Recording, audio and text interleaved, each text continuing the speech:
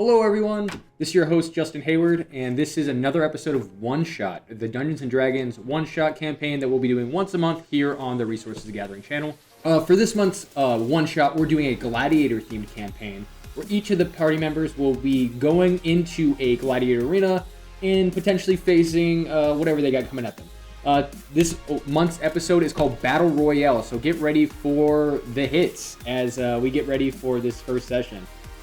With me today is three different players, one of which you've seen before on the first episode. If you watched it, check it out now on our channel. So I'm going to have each of you guys go and introduce yourselves and what character you're playing today. Eli, do you want to go first? Yep. So I'm Eli. Today I'm playing Leonin. It's a lion person. He's a ranger class. His name is Rexus of Clan Silverclaw. He's very prideful, but he takes offense very quickly. He's not one to hold grudges. All right, Shaizon, you're up next, man. I'm playing a high elf, Quasi. He is a Bladesinger wizard, and he is a very cocky, arrogant, laid-back kind of person, up-and-coming gladiator, formerly a knight, and that's Quasi. All right, and then Matt, you're last up. All right, so hey guys, my name is Matt. I'm going to be playing Marku, Champion of Ithaca. He's going to be a barbarian rogue. Before he got thrown into the gladiator pits, he used to be a pirate raider, and he is a satyr. So he is really good at dodging, basically magic. Alrighty. So on that note, get ready for tonight's second episode of Battle Royale on One-Shot.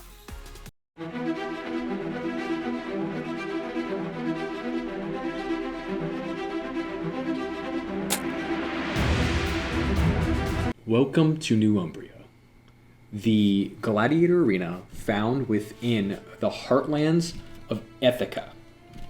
That's the world that you guys are on. It's a continent full of magic, full of terrain features, where there is a sort of power struggle within the higher demographic and the lower demographic, as those who find themselves within the wealth within this world have an easy and delicate life, while those who are not so fortunate tend to face hardships. And one of the ways to overcome those hardships is to become a gladiator fighter within the fight pits.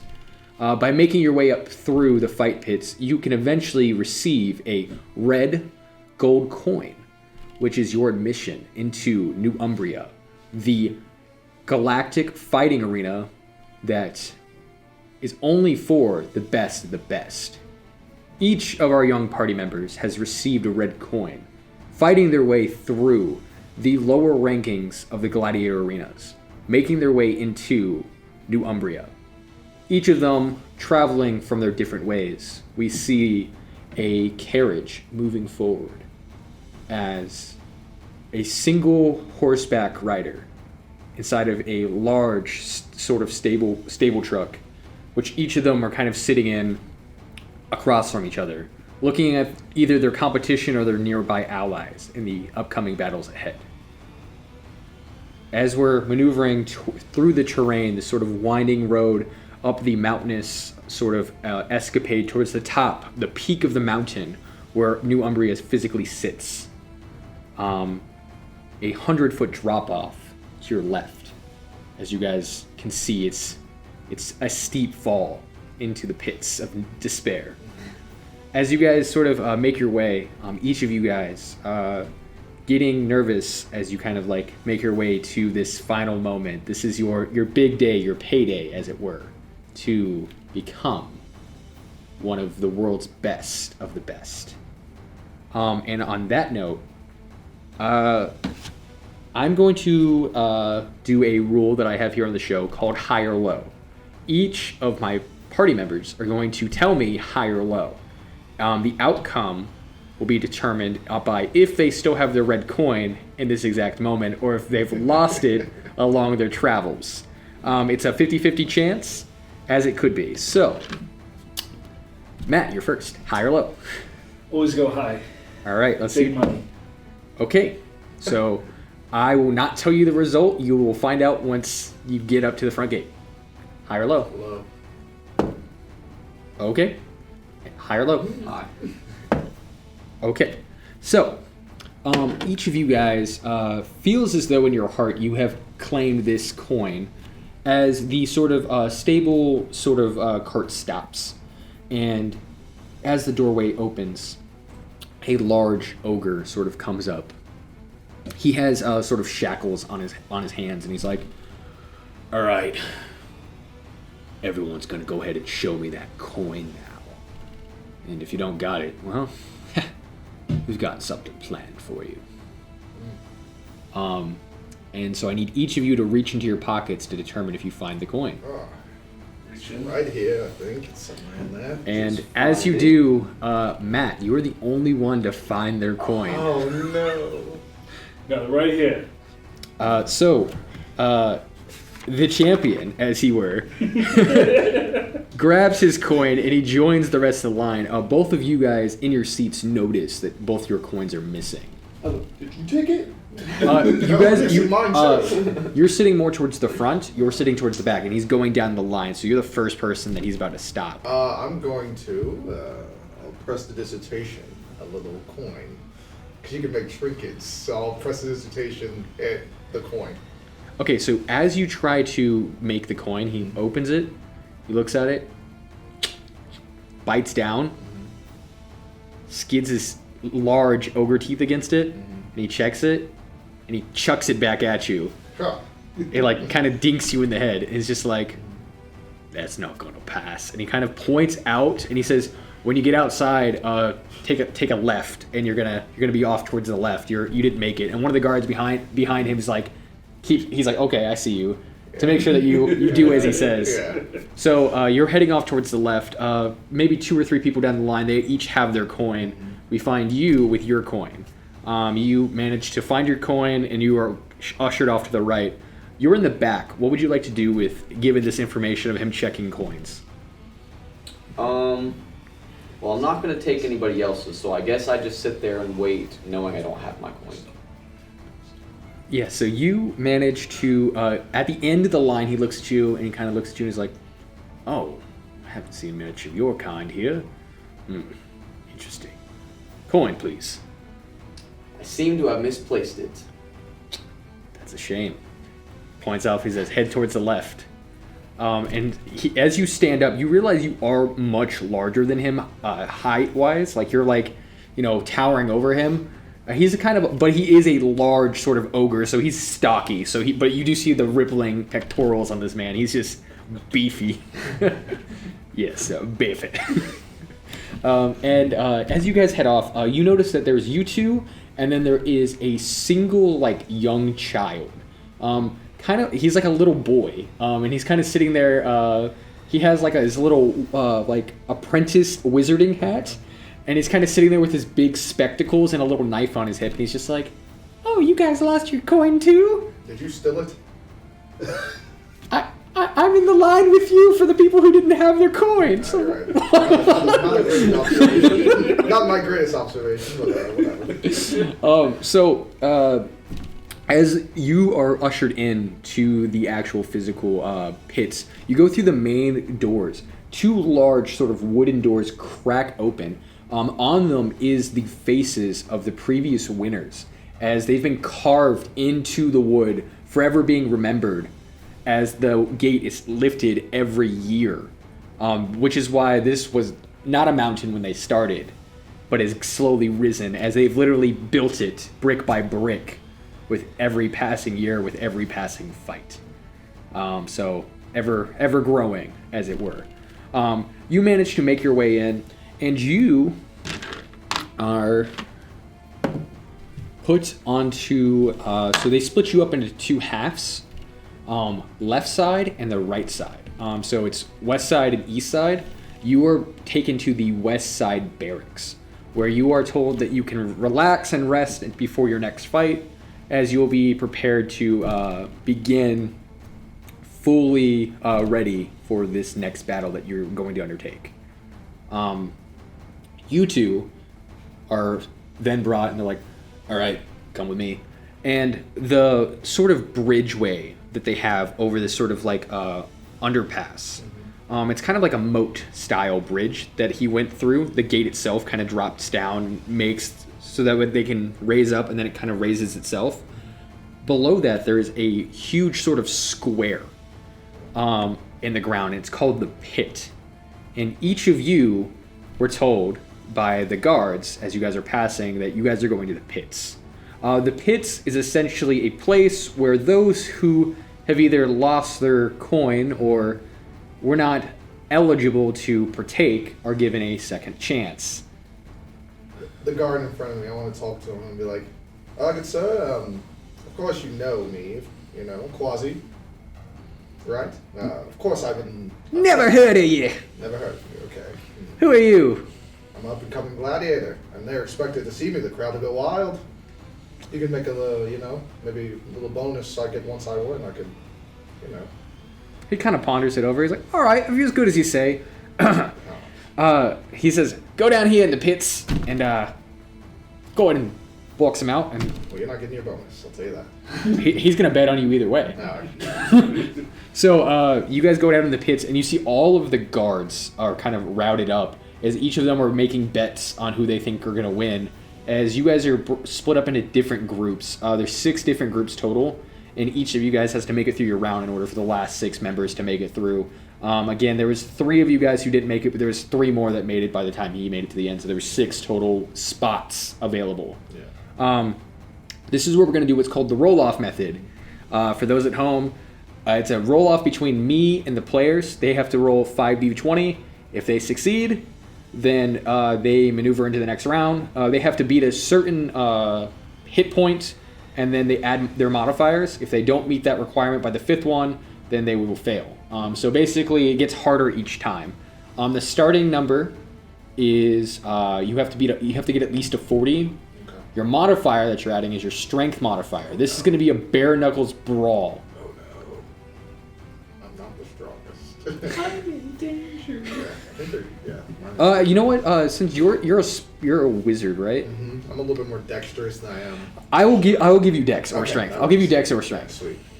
As long as I get some modifier, I'm like a Yep. strength, So, I get no modifier. all right. So, you guys are gonna go ahead and roll off, and then when you're done calculating your numbers, go ahead and wait, and then we'll get your guys' numbers into the camera. That's cocked. I wish that wasn't cocked. But How many times you can roll? You're gonna roll it 5 times. Yeah, I wish that wasn't cocked. Oh no. This is bad. You only gotta beat a 40. Okay, there we go.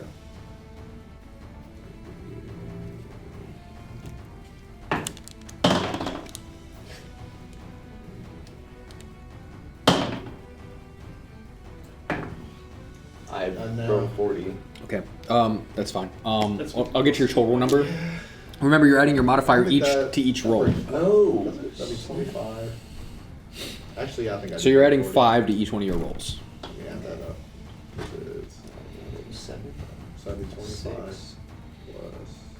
Shaizon, you heard that, right? Yeah. Adding your modifier to each roll. Yep. Oh yeah, I There break we go. 40. Yeah, I was fine. Yeah, cool. All right. God. Did you just barely? No, I had like 2 more things to add up, but I beat it. Okay. All right. So both of you guys made it in the first round. But yeah, just barely. You only have to make it through 3 rounds. I'll be fine. So the next one's 50. 50. Oh. All right. So you first off, you guys go up. So you go up against a sort of reptilian scaled sort of lizard folk, as he sort of whips his tail around at you. You kind of duck underneath him. And magic is allowed, so you just kind of blast one of your cantrips directly into his face. What do you? I take it probably firebolt. No, I'm gonna do fireball on him. You want to use a number? Okay, maybe I will. I'll I dodge underneath, and then I like use a booming blade, and I kind of like cut him with my rapier, and then I like step back, and then he like moves towards me. It's fisticuffs. Oh, it's fisticuffs. Okay, yeah, I like punch him, and then I will like firebolt him. Yeah. Yeah, so you firebolt his face, and his kind of face just kind of melts off. As you go into your fight, you are given a little bit more of an advantage, given that you have claws. Big, yeah. And you're huge, so like you go up against this sort of scrawny-looking half-elf, as they're like nimble and trying to like maneuver around you, and you kind of like just easily just get your claws and kind of just slap them across the face with your claws, and slashing through their body, they kind of get split in half. All the guards are kind of like noticing you. They're like that one dude's like, I told you, put your money on the big guy. I better have did well because I got 70 as my total. Yep. All right, so let's go ahead and do another roll off. This time you guys have to beat 50. That'd be cool. That should be fine. Let's see. So you are currently getting R&R, chilling back in the I barracks. know he's like eating grapes. We're like fighting for our lives. Not necessarily grapes. There's not a lot of food provided for those in the barracks. You have to get wins in order to get better lifestyle. So currently you have like That's all I got to. some like gross food, some and just like basic lifestyle stuff. Is there anybody like here with me? There are currently three other. Oh, there's a couple of other people. There's probably like 5 or 6 other people. The people you notice right away is going to be your biggest competition. One of them's sort of an older human veteran. He sort of has a huge scar through his eye, balding hair. He's a human. He sort of has like a giant gladiator shield and sort of a spear. And next to him is a giant sort of rusting robot with 6 arms. They seem to be like the big shots. That 19 save. Or that 20 save. Do I see another person that 77. looks like they're experienced, but they're not like so much. But my modifier helps. It's +5. seasoned like those guys? Not really. It seems like most people are kind of like brand new. It looks like they're probably newer recruits, just like yourself. But we're gonna go into their roles real quick. What'd you get? A 77. Okay. 78. Okay, so you guys are just knocking them out.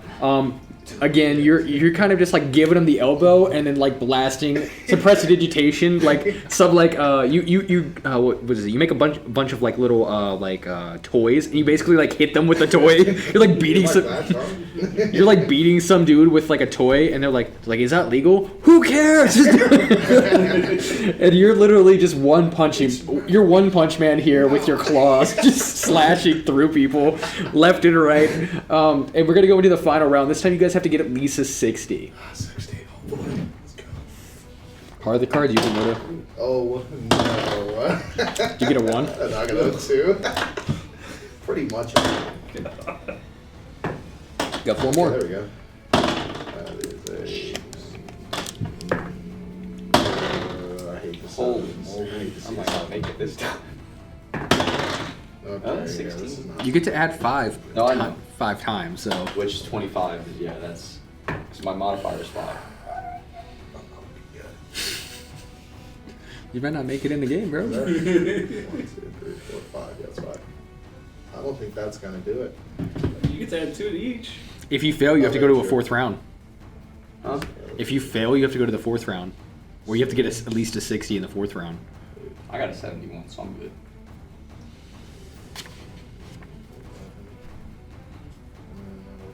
There's only 5 rounds total, so if you don't make it through all 5 rounds, you're out. Yeah. And then You don't even go into the. You don't even get the coin. 13. 61. What do you have to be? 60. Oh. So by the skim of your teeth,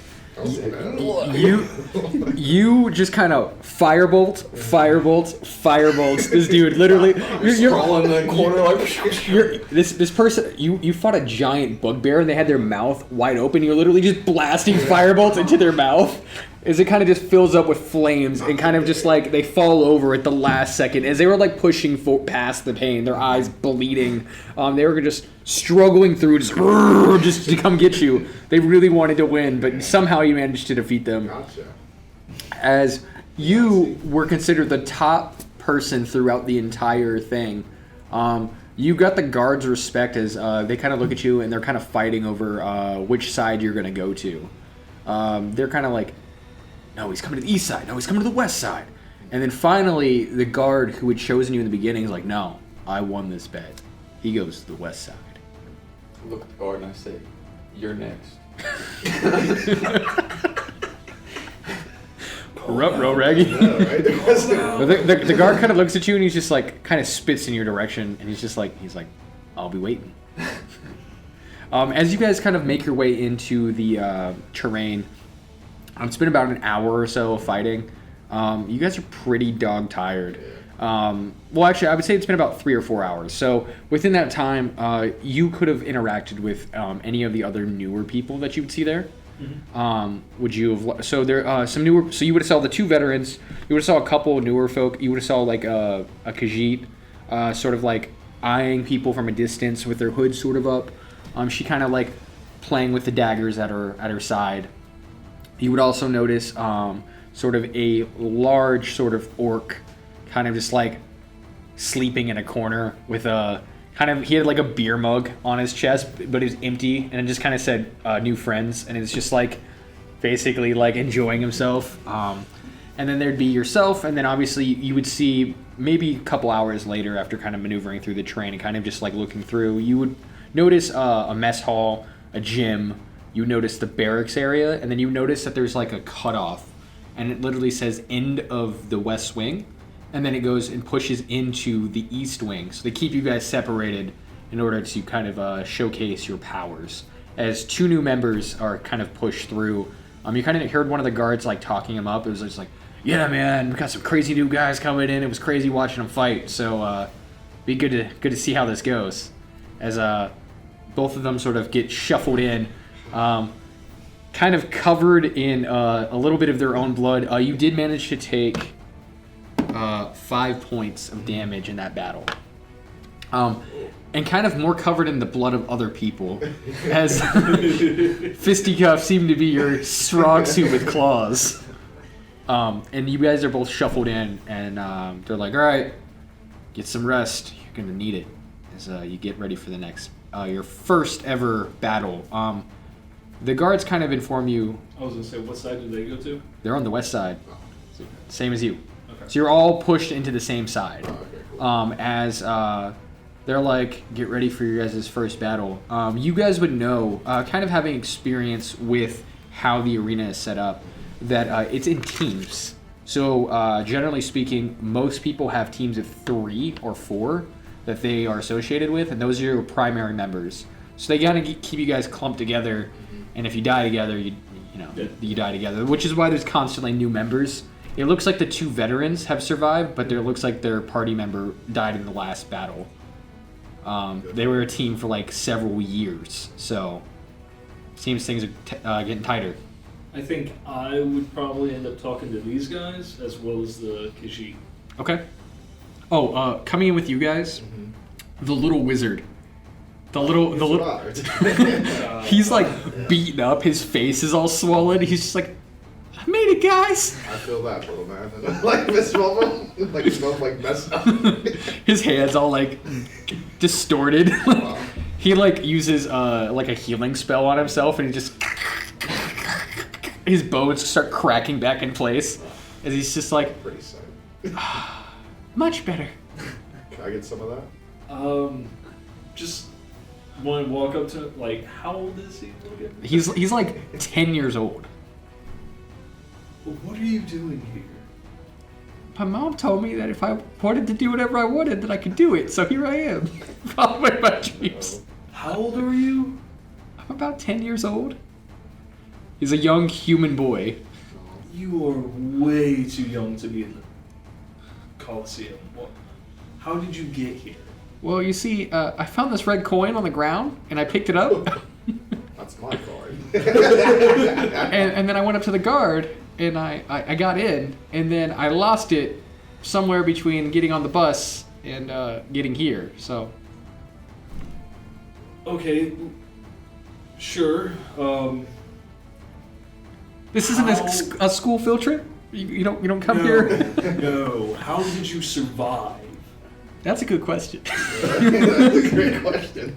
I'm small. They took pity on me. So you guys would have kind of you would have been like super busy with your fights, and you really didn't notice his fight. He was in 6. You guys were in 1 and 2. So he was like on the other side of the pits, but he seemed to have somehow managed to survive. As you're talking to him, like, don't question the kid. You know, some people start a little earlier than the rest of us. He's a little prodigy. You were on the cart, right? Yeah. Yeah. You saw the other guys. Yeah. I point over towards him. Yeah, like, He should not be able to survive things like that. I could take him, so maybe the kid can too. We don't know what he's up to. The kid just looks at you and goes, Yeah. He's got my endorsement. this little 10-year-old kid somehow managing to make it through. I don't know. Yeah. So anyways, you guys, you guys are given some downtime. There's some food that some slop that they're serving inside of the mess hall that you guys are allowed to eat. I'll go get a few bowls and I'll bring them to these guys. I'll sit down. As you guys are sitting down, you notice the veteran gets up and he goes over towards the mess hall, and he comes back with a bunch of grapes and just starts chomping on them, and basically like a huge thing of beef. And he's just like, he kind of looks at you guys, eye on him, and he's just like, gotta earn this. It's not gonna come easy. I want to prestidigitation the grapes and make them taste like trash. He still eats them. Gross and bothered. Yeah. He looks at you and he's like, I've eaten worse. I'm like, and let me show you what I can do. And I prestidigitation my food, make it taste better. And I'm like, that's great. He does It's look at you and he's almost like, like he's like, if you keep messing with my food though, I might eat you instead. I just like to like. Just grab the beef anyway and then start. Like he literally, you see that all of his teeth are like sharpened. When he says that, though, I'm like, but my lion friend will defend me. So you can try, buddy. So sitting next to him is this giant, rusting, 6-armed robot. I'm going to try to defuse the situation. I'm terribly sorry about him. He's just trying to have a laugh. Please accept my deepest apologies. What's your name? Marku. Marku? Alright. Tell you boys a little something. And kind of like starts eating the bone too. He's like chewing on the marrow and stuff. He's just going at it. This here is a battle between men, but it's more than that. It's more of a blood sport between the guards. They like to pit us versus the other side. That's why they put us in halves. They bet on who's gonna win. If we win this week, you guys all get better food portions. Lose this week, I lose out on my steak. I'm not losing my steak. It gets even worse than slop, I can tell you that. Sometimes I just feed you people. I'm okay with that. I've never eaten a person, so. Like the little like 10-year-old wizard is sitting next to you. He's like, people, Yeah. Mom. Mom sent it to the wrong split. Not the younglings. Yeah, really. All right. So, anyways, he goes on. He's like, "You guys are a team, little posse, little 3-person group." Quasi, hurry up and yes, we actually are. Wait, what? Yes, we're a team. We talked about this on the card, right? I seen you fight, and I see you. You look capable, so we're a team. Sure. He kind of looks at you and is like, "All right, well, good luck in the first round. We usually send the newbies out in their first go, see how you guys do. So you'll be the first ones this week going out there as a team. Generally speaking, he kind of gives you like the rundown. Basically, it's 3-man teams unless there's a specialized event where they do maybe a couple more. But generally speaking, it's 3-man teams versus whatever threat is out there. You have to face the threat. If you win against the threat, then you get some sort of reward at the end of that fight. If you manage to defeat it and the other side can't defeat their threat. As soon as that happens, you hear sort of a knock at the door. All right, let's go ahead and get this first battle going. Kind of guard claps his hands together as the thing starts. There's like a huge sort of the door itself is sort of like gated, like you know how there's like the metal grates. Sort of cranks up as you see a staircase start slowly beginning to form and sort of circling around as you guys are supposed to jump into it and sort of get up towards the platform. As you guys are cranked all the way up towards the top, you can hear the sounds of different types of monsters that seem to dwell within the undercarriage of the physical arena itself. Can I make a perception check to see if I recognize Sure. any of the beasts? 14. Perception? Yeah. Actually, let's do nature because you're trying to figure out what type of beasts or monsters it is. Nature. 15. Yeah. So listening in, you can hear different sounds. You can't determine exactly what is all here, but you do know you can pick up some larger monster sounds. Generally speaking, dragon-esque sort of sounds to some hyenas laughing to kind of just a mixed bunch of different sounds maneuvering through, as it seems like they cater to all different types of creatures within the arena to throw anything that they want at you guys. As you guys are cranked up to the top, you guys are kind of put into a smaller room, as lining the walls is any weapon and armor you guys can think of. And they're like, all right, choose your weapons. Once you leave this room, regardless of what you chose, you face what's outside. I immediately look for the chain blade on the rack. So going on, so for those at home, I specifically made Eli a homebrew weapon. He has basically a chain combo weapon. It's dope. Check it out. Anyways, so you head over and you find a sort of a sword with a large sort of metal chain attached to a knife. It sort of glistens with sort of a magical energy as you pick it up and you kind of just place it onto your body, as well as a large rack of mithril armor, kind of placing it on yourself.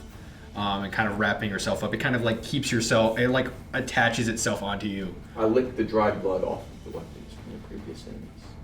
No, these are all actually pretty pristine. But I will say that you lick the blood off of your own self, cleaning your fur from the matted blood of your enemies. All right, so what are you picking up? I'm grabbing a rapier. Are you picking up any armor or anything? Yeah, pick up some studded leather and put it on. And Okay. then cloak. Well, Yep, so you grab a couple items, and then what did you grab?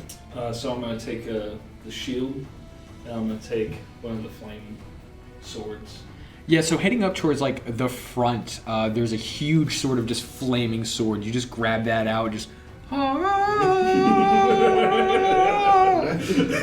as you just kind of hear some music playing in the background that's licensed, but not by me. So, anyways, I can sing it. I just can't play it. Yeah, immigration song playing in the background. Cool. As you guys get ready, suddenly the door in front of you starts to crank open as it's sort of a large circular sort of locking device with a bunch of sort of pop-out sort of cranks, similar to kind of looks like a ship's sort of wheel. Mm-hmm. As it cranks open and sort of opens up, and you guys are sort of brought straight into the arena. The arena, it's bright, sort of shining light coming down from the sky. before we go out, I look at both of them I don't know your names. Sorry I put you on the team together. Kind of forced you, but I'm Quasi. I'm Grexis. Okay. I'm Morku. Cool. I mean, might as well know your name if we're gonna all die together. So let's go. And as you guys learn each other's names, you guys head off into right outside onto the first platform, and that's where we're going to set up for our first encounter. I'm going to take a small break in order to set up the map, and then we'll go from there. Okay. All right, so for those at home, you can't see our map because unfortunately I don't have 3 cameras, I only have 2. So we aren't able to do a top-down shot. However, we're going to be describing stuff to you guys. So going into that, as they get through the doorway, they are shined into this bright sort of light as the darkness of their last couple of hours is starting to affect their sort of vision. But the sudden smell of salt water kind of adjusts to them as they look off into the distance and can see small land structures, little islands as they are, in the middle of this giant arena. At the top of the arena itself is a sort of large, almost crystal ball, where each of their faces are broadly showcased to the audience. sort of a mirage mirror of different magicians sort of casting this giant illusion to showcase the visual effects to both the audience that are sitting on the left and the spectators, as well as the headmaster himself. One sec. Quick question. Do I have my lion with me at this moment? Yes. Okay. Do we have like an announcer? That's who's about to do it. So you guys see. So at the top of this sort of visual spectator is the leader of the arena. He's sort of the master in charge. His name is Jacob Vinaigrette. He's sort of silvered hair of sort of half elf. He is the son of the previous lord here of the Gladiator Arenas, but he's also the fourth cousin to the king. Pretty higher up on the totem pole. Him and his elite members are kind of all sitting up in sort of his area, as well as his loyal dog, a sort of half dragon sort of born character who's just kind of sitting there named Drogoth. He's kind of just sitting up there, kind of keeping his eye out towards the general population, waiting for anyone to do anything suspicious. Then a sort of announcer voice kind of booms. Ladies and gentlemen, get ready for another battle as we find ourselves on a aquatic terrain. And you guys see that you guys are in an aquatic terrain feature. As there's different small islands with a bunch of water sort of in different in between these islands. And at this time, we shall allow our compatriots 5 minutes to get comfortable before we release the beasts. And that is where you guys have 5 minutes to set up. To give you guys a rough estimate, each of those islands is accurate to the map. So these are islands and all this is water? Yes. Okay. So there are, on the map at home, for those of you home, there's small sort of different structures on this map, and each of those is the island. Everything else is water. And it's like they flooded this entire... How deep is it? Like, we can't stand in it? You definitely want to be able to stand in it. This is going to be deep water. Yeah, you gotta swim in it. This is going to be like... Water, man. Yeah, so remember how I talked about how this is built on a mountain? Mm-hmm. So they flooded the entire arena. The arena itself is roughly the size of a small village, a small city. And the actual physical bottom of the arena is just covered. So you roughly estimate anywhere between like 80,000 gallons of water. Let's just drink it. It'll be fine. Yeah. It's salt water too. Drink it dry. Oh no. My throat is So how would you guys like to maneuver through this terrain? Well, take a first, roll, do I notice any like gates or doors where I would see enemies that they could potentially come out of? You see on the back or right corner towards where Shaizon is, in the back left, basically on each gate, Okay. there's multiple gates. That seems to be where they generally release. There's also what you guys can assume. There's one in the center, but the center is currently underwater. Okay, well then I will slowly make my way. I'll hop right on my lion and have him doggy paddle me all the way to this spot right here. Okay, so your lion's gonna have a hard time carrying you and themselves. However, you can bring your other lion up as well, and maybe both of them together can help you. Because you are big. You're Okay. huge. So, I'm gonna use my... Do you need a mini? For your other lion? Yeah, maybe. My thing is you said they only last an hour. I don't want to cast it now when we're just getting into it, and then not have it later when we're fighting tougher stuff.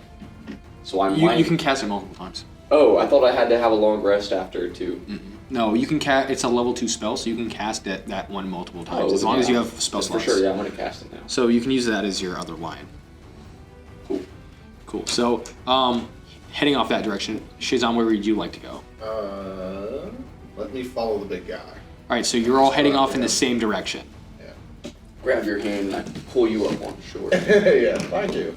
Are you going there with it? Yeah, I'm gonna use my mithril leap. That way I can jump from here to the island, and then I'm gonna go to the basically run to the edge and do mithril leap over there. Yes, you literally just parkour. Yeah. Just Do I notice anything hanging from the ceiling? Any platforms above? Anything like that?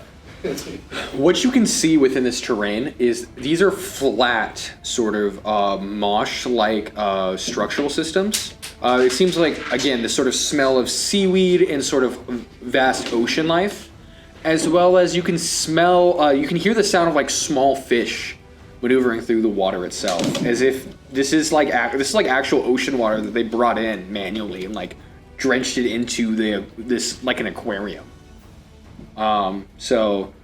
Besides that, there's nothing like above you guys. Is just the sort of giant spherical structural system, which is you guys literally swimming, jumping, or doing whatever you're doing. There's like 3 individual screens that are following each and every one of you.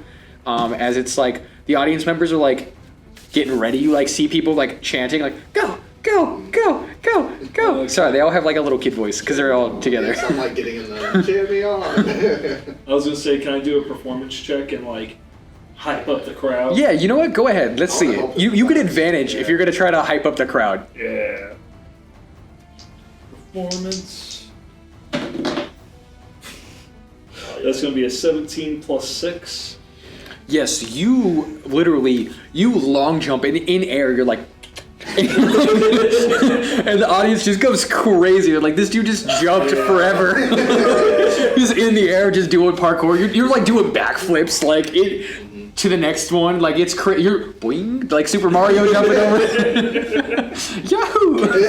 Catch fish jumping out the water. Winks to somebody. He's just like. So anyways, you guys make it onto, you guys went onto this sort of larger sort of island. As you guys are like sitting there, you do notice a couple of bags are on each of the islands individually. Like just random backpacks. I want to go search the bag. I send my lion to a bag to fetch it for me. Okay, so while you guys are maneuvering, you will only be able to get the closest one. Okay. And you would get yours. So you check the one closest to you. So you find within your bag a bunch of fishing equipment. And your lion, when it brings it back to you, it finds a giant sort of meat stick. Meat stick. Yes, like a giant sort of like, basically like half cow. Slim Jim. Basically, yeah. When I was running on this, would I have seen a bag? Yes, you would have seen a bag, so you could have grabbed that one as well. You also found fishing equipment. Okay. What kind? Like, is it like a... It's basically a giant harpoon in it. Oh. That you would have to set up, but it's like you get a quarter of it. Like you have one portion of the harpoon. He has another portion. It looks like you're gonna need at least another bag that you're gonna have to find in order to completely assemble this harpoon. And as you guys sort of are looking through the bags, you guys suddenly hear a and you hear the announcer voice come back over. He's like, "Ladies and gentlemen, it is officially time for Monster Time." Sorry, I gotta do. That's like my UFC voice. I don't ever get to use that one. And so as you guys hear that, you hear a rumbling coming from below the actual stage as people are like stomping their feet in pattern to the rumble, just doof, doof, doof, doof, and it gets faster. Doof, doof, doof, doof, doof, doof, doof, doof, doof, doof, doof, doof, doof, doof, doof, and then you know obviously the bass drops, and then the monster's head flies out of the water, and you guys see it. A large sea-like structural system of a long neck and sharp fangs as you see the Hydra's head pop out of the water. Hydra. How many heads did this Hydra have? Oh. We only see one, didn't we? Yeah. See one above the water. And we're going to roll for initiative. Nice. Very scary. Oh man, come on. Like a trash initiative. That's not what I need right now. That's glad the Mine's a 22. And I got a 17.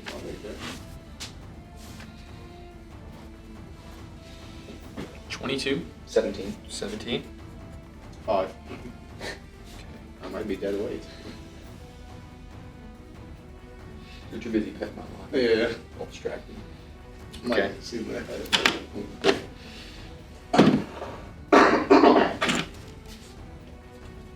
Okay, so you, as the head pops out, the announcer voice goes, and it's Hydra time!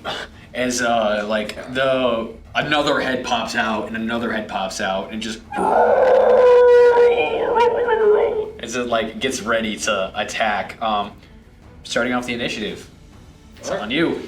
So it's currently that far away from you, so... Roughly, you're out of its distance. Yeah. Marku's gonna sit there and he's gonna basically yell, "Blood for Ithaca!" And he's going to take off charging towards it. So, God, man, wait. He's a pirate. He's probably fought tons of hydras. 30, and then I'm going to mithril leap over to here. On top of his head. Choke it out. Just kills one of the heads. And as you do, you will be moving out of range of one of its heads. Are you sure you want to? I have fancy footwork, so I do not impose attacks of opportunity. Look at you, utilizing your character. See what happens when you play with DMs? All right, so you literally, a fourth head pops out of the water as you kind of just slide through it. Super Mario jumping through, and kind of just doing a mid-air barrel roll as it kind of vaults off of its head onto the next platform. Sliding into position. Superhero landing, obviously. I'm gonna sit there. I'm going to take my flame sword. I'm gonna try to hack right into one of these heads. Sure. Yeah. So you try to slice off one of these heads. Go ahead and roll for damage. Oh, just straight damage. We'll roll to see if you hit first. Yeah, but.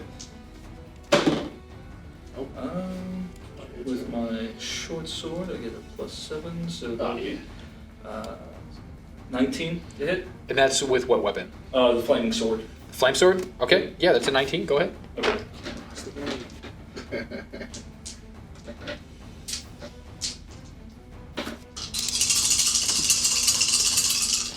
Okay, next player. So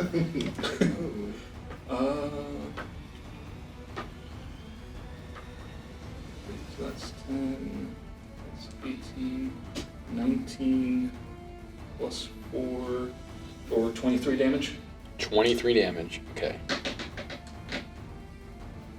Okay, yeah, so you literally kind of vaulting over that head, you kind of bring your sword up and you kind of just slash straight through, clean off with his head. As you do with your flaming sword, it cauterizes the head itself, clearing it off and keeping one of the heads from reappearing. Great job. Lightsaber over there. Yeah, he... And then immediately gonna be like, yeah! I just grabbed Yeah, it. so the crowd's going, Marku, Marku, Marku, Marku. And then, you know, they get the beat going for you now, and then you just hear the Hydra roar again. Immediately go Like a velociraptor. Get ready for it. And now, do you have a second attack, or do you only have one? I only have one. Okay. Yep, so you literally... Okay, so you go ahead and that'll end your initiative. Next, as you sort of slice off one of the heads, another head kind of comes in to try to attack you, and a second one will try to attack you as well. Okay. Given that you're the only person within its range. Actually, yeah, there's 3 other heads, and all 3 of them are coming at you. What is your AC? AC is 18. Okay.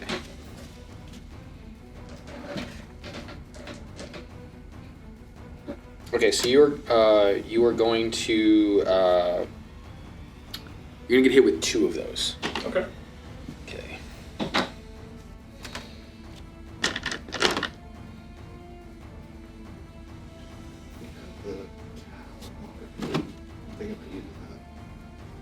That's what the Calamar really kind of distracts some heads. That's true. I should have done. Yeah. I should have That's the bonus first thing I was action. thinking of, like, throw it, and then so it's kind of distracted, then we can, like... I was gonna say I should have bonus action rage. Yeah. Oh, yeah, range. Yeah. I did notice that too. It's a tough day. Okay. You still cut off its head. One. Yeah. I was like, All right, so it's gonna be. Oh wait, you said 18? All 3 actually hit. Okay. Oh no! I hope I don't fall off. I think cast false life on Right. Okay, so you're gonna take. You're gonna take 22 points of damage 22? from all 3 heads. Makes sense, 3 points. Okay. And then, yeah, you literally, that'll end the Hydra's turn as it kind of just like sitting there with its 3 heads menacingly. Gotcha. All right, going into the next iteration is Eli. How far away did you say that it was from me? So each one of those squares is 5 feet. So it's literally right about 10. If those are 2. Oh wait, this is me. That's my line. Yeah, so roughly 25 feet from you, but remember that's water too. So the water, you have to put your movement in half. Well, I'm not jumping in the water to fight him. That doesn't seem very smart. Don't jump in the water. I have an idea. I'm gonna get to the very edge, which puts me at like 10 feet, right? Yep. Okay, and which that chain blade does have a range of 10 feet, so I'm gonna try to hold on to my sword and kind of swing my dagger around at it. Sure, yeah, go ahead and do an attack roll for me. So you're gonna roll a d20. Plus strength. Plus strength, so 17. That's gonna hit. Now go ahead and roll for damage. This will be 1d4 plus the 1d4 of the additional damage. So 4. No, that's a d6. 1d4 Oh, I'm sorry, is a no, little triangle. I'm sorry. Do that. 2, And it should be plus your strength as well. Plus strength modifier. so 7, hmm and then 6. So then, yeah, so you literally do 6 points of damage to this head. As you kind of like come around, you spin your knife and you kind of throw it. It kind of stabs into the side of one of the heads. It kind of just turns its head at you and goes. "Arr!" And how much total damage did you do? 7 plus 6, so 13. It's 13. All right. So yeah, you kind of deal damage to one of the heads as it kind of just like is looking at you now and kind of sees you off in the distance. Next, it's going to be Shaizon. I will. We have the bags like next to us though, right? Yep. What can I do? Quick question though. If I shoot a chromatic orb and I make it lightning, will it do extra damage because it's in water? Sorry, I have a question real quick about my line. Does my line get a turn in itself? Yes. Okay. So it actually still is your turn. Okay. Your line will get a turn, and since you have a second line, your second line would also get a turn. Okay. Which did you? You have 2 minis. Yeah, so you should be good. Well then, considering my line can jump 25 feet in the air. It has to. Yep. Run. Yep. So I'm gonna basically tell my lion to run and circle around and jump and try and pounce on the back of one of the Hydra's heads and just basically start mauling it. Yeah, sure. Go ahead. See if it rolls for damage. Actually, do an athletics roll first. Yeah. Let's see if you can get it in the air, and then For my lion? yes, for your lion. I don't know the line stats are. Yeah. That's not on here, but I have it for you. 19 is what I rolled. Okay, so your Better make it. Oh yeah, definitely. it's +2. So Wow, really? for Dex. Pretty nice. Yep. So yeah, you manage to your line manages to jump on its back. All right. Now do an attack roll for me.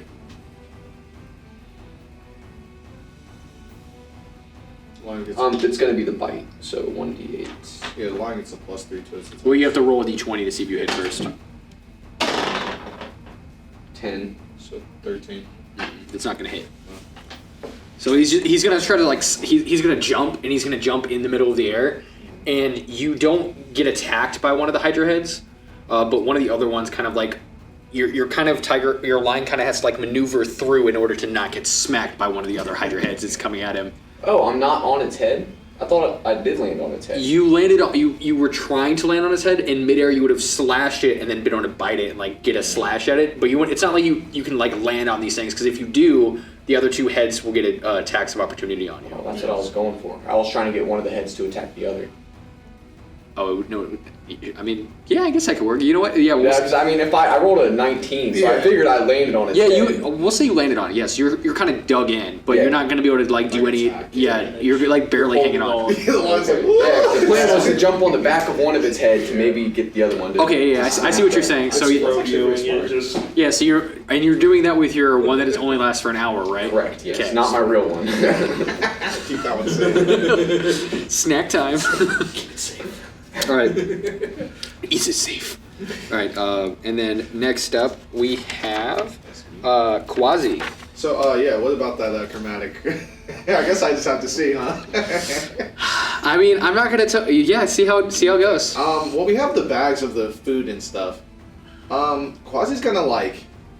I don't know if this will require this probably require my full turn, but he's gonna because you said it was cow pieces and then a harpoon type thing. Yeah, but you only have 2 of the 3 pieces. You would need another bag in order to create the harpoon. Another bag in order to create the harpoon. And we know he's found some on the islands. We gotta figure out which island is which. I look over and I'm like, hey, can I borrow your lion? Absolutely, just keep it safe. Got you. I'm gonna hop on the back of the lion.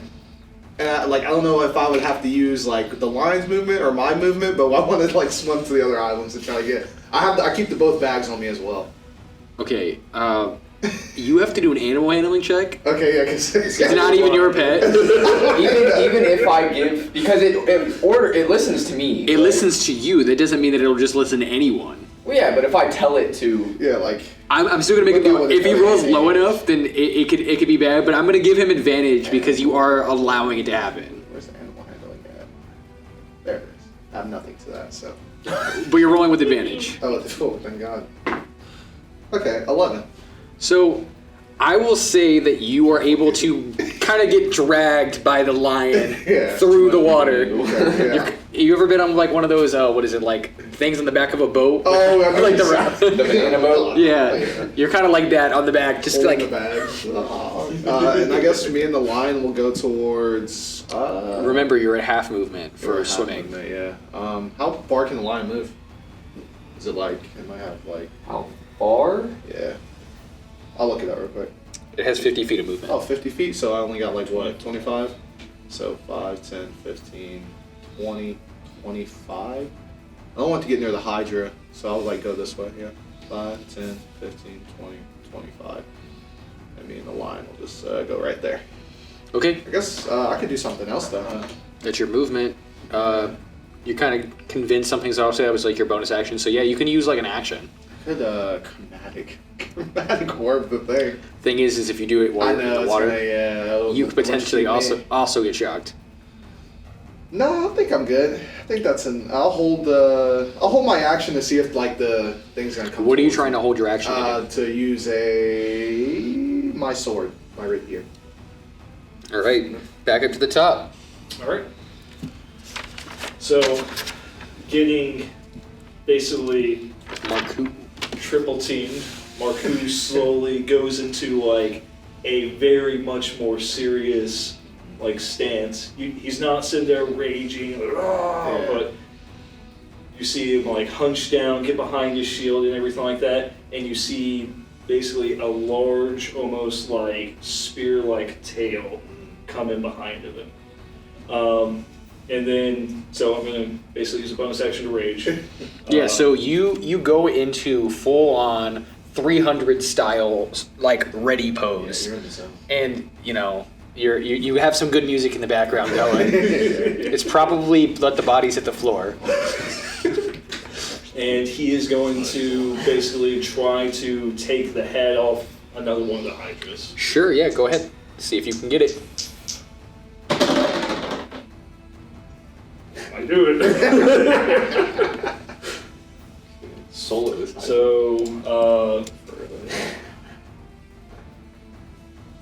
17 plus 7. You do get sneak attack too, because or no, it's it's another ally. Yeah. You also wouldn't have sneak attack because the Hydras can't be stepped on. Okay.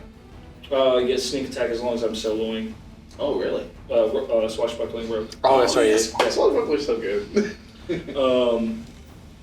So that would be like.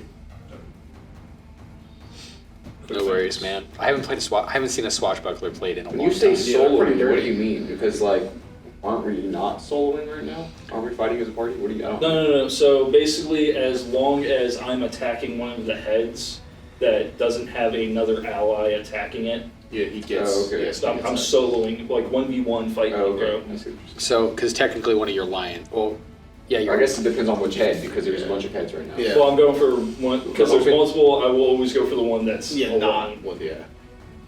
Unless otherwise I can't. That's the last then, one. Yeah. So does a 24 hit? that hits. Roll for damage. Okay. Take it clean off.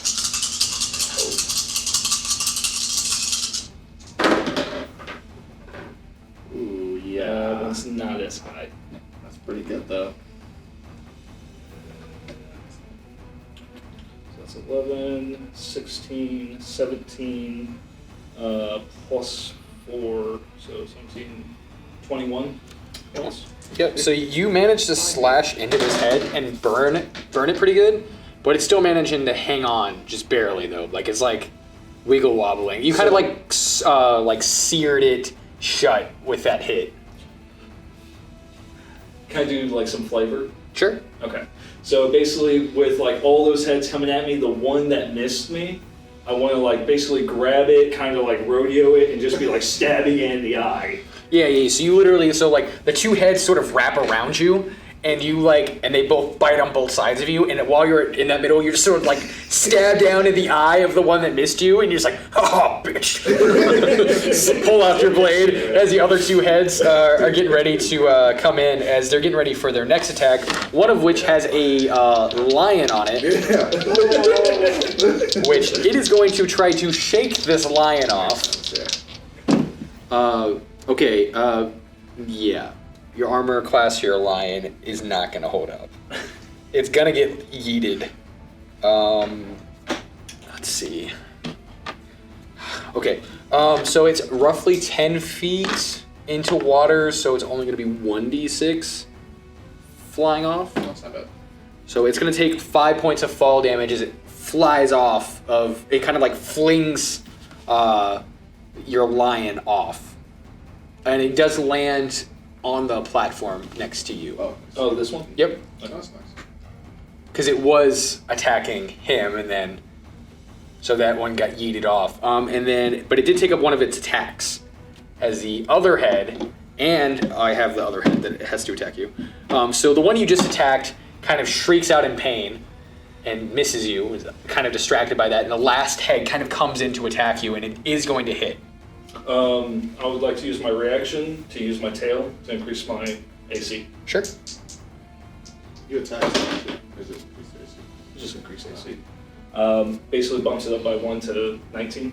So it's still going to hit you, because it got a 20. Gotcha. It's pretty rough. Yeah, these hydras ain't nothing to play with. Hey man, I told you when we started this thing. I said, look, I get to. You guys are level 7. I get to play big stuff with you guys. All right, I'm not gonna hold back as a DM. It's great. I love it. Trying to keep its focus. Yeah, that's all. That way I was you guys happy can you were get the doing that, so I stuff. was like, I'm gonna get the stuff and see what we need to do. I feel like the stuff isn't gonna help us as much as I think it will. Though. It seems might. like I say by the time we get all the stuff, he's probably gonna have Yeah, to you're have probably dead gonna already. already. So. Maybe. So you're gonna take 10 points of damage. 10? Yep. Is that already half? That is not half, so you will have Okay. that. Yep. Because it is piercing. Song or anything yet, but I kind of feel like I should. Keep it together. Unless I got 19. Just let me know. Just let me know as a DM if you look visibly hurt, Yeah, messed up. Okay. and if you are going to go down. Just let me know those two key markers so I understand for flavor when we start adding in the details. So it's not physically hurt. Not yet. I'm still over half. Cool. So There. literally, this thing kind of swirls in while you're kind of distracted with the other ones. One head flies off this lion that was hanging on to him. The lion kind of like lands on its feet as all lions would, but kind of like, slides. Yeah, kind of like into the slides center. back, clawing into the ground. And this last Hydra head sort of like comes over, whooshing around, and then sort of clamps down on you and tries to take a little bite out of you. Before then, you see the body itself just sort of dunk into the water. And you will get an opportunity attack. Okay. Nat 20. Max damage plus damage roll. Yeah. Oh my god. Yeah. I love that. Welcome to Justin the DM, bro. Why else should it be a nat 20? Yeah. So you already So- got max damage on your like sneak attack and everything. Yep. And then you roll again. I love that. I need You're actually definitely taking this head off. Yeah. So there's that one. Just saying that's crazy. I'm just gonna let you know this head's coming off. Are you going for the same head? Sure. So that's going to be 30 plus. So that is going to be 34 damage, and then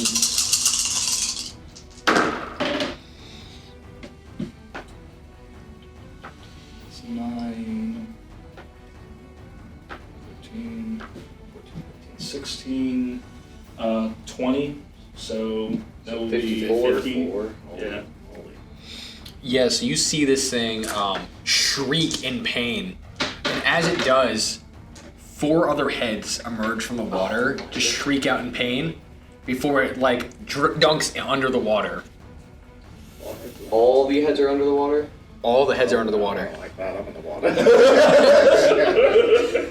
Must be something in the water. On the butt. I know. I can touch your line and make it fly. And Oh, really? Flying lion? That's so, freaking awesome. as you look at the water is so dark, so murky that it is impossible to determine where this thing is, even in its massive size. I will take back my mini for now. Oh. Scary. So Let's get to the surface. I basically took one of the heads off, but like 8 more just pop up, and I'm like, what the? As you hear the crowd go, Hydra, Hydra, and it goes, Hell Hydra, Hell Hydra.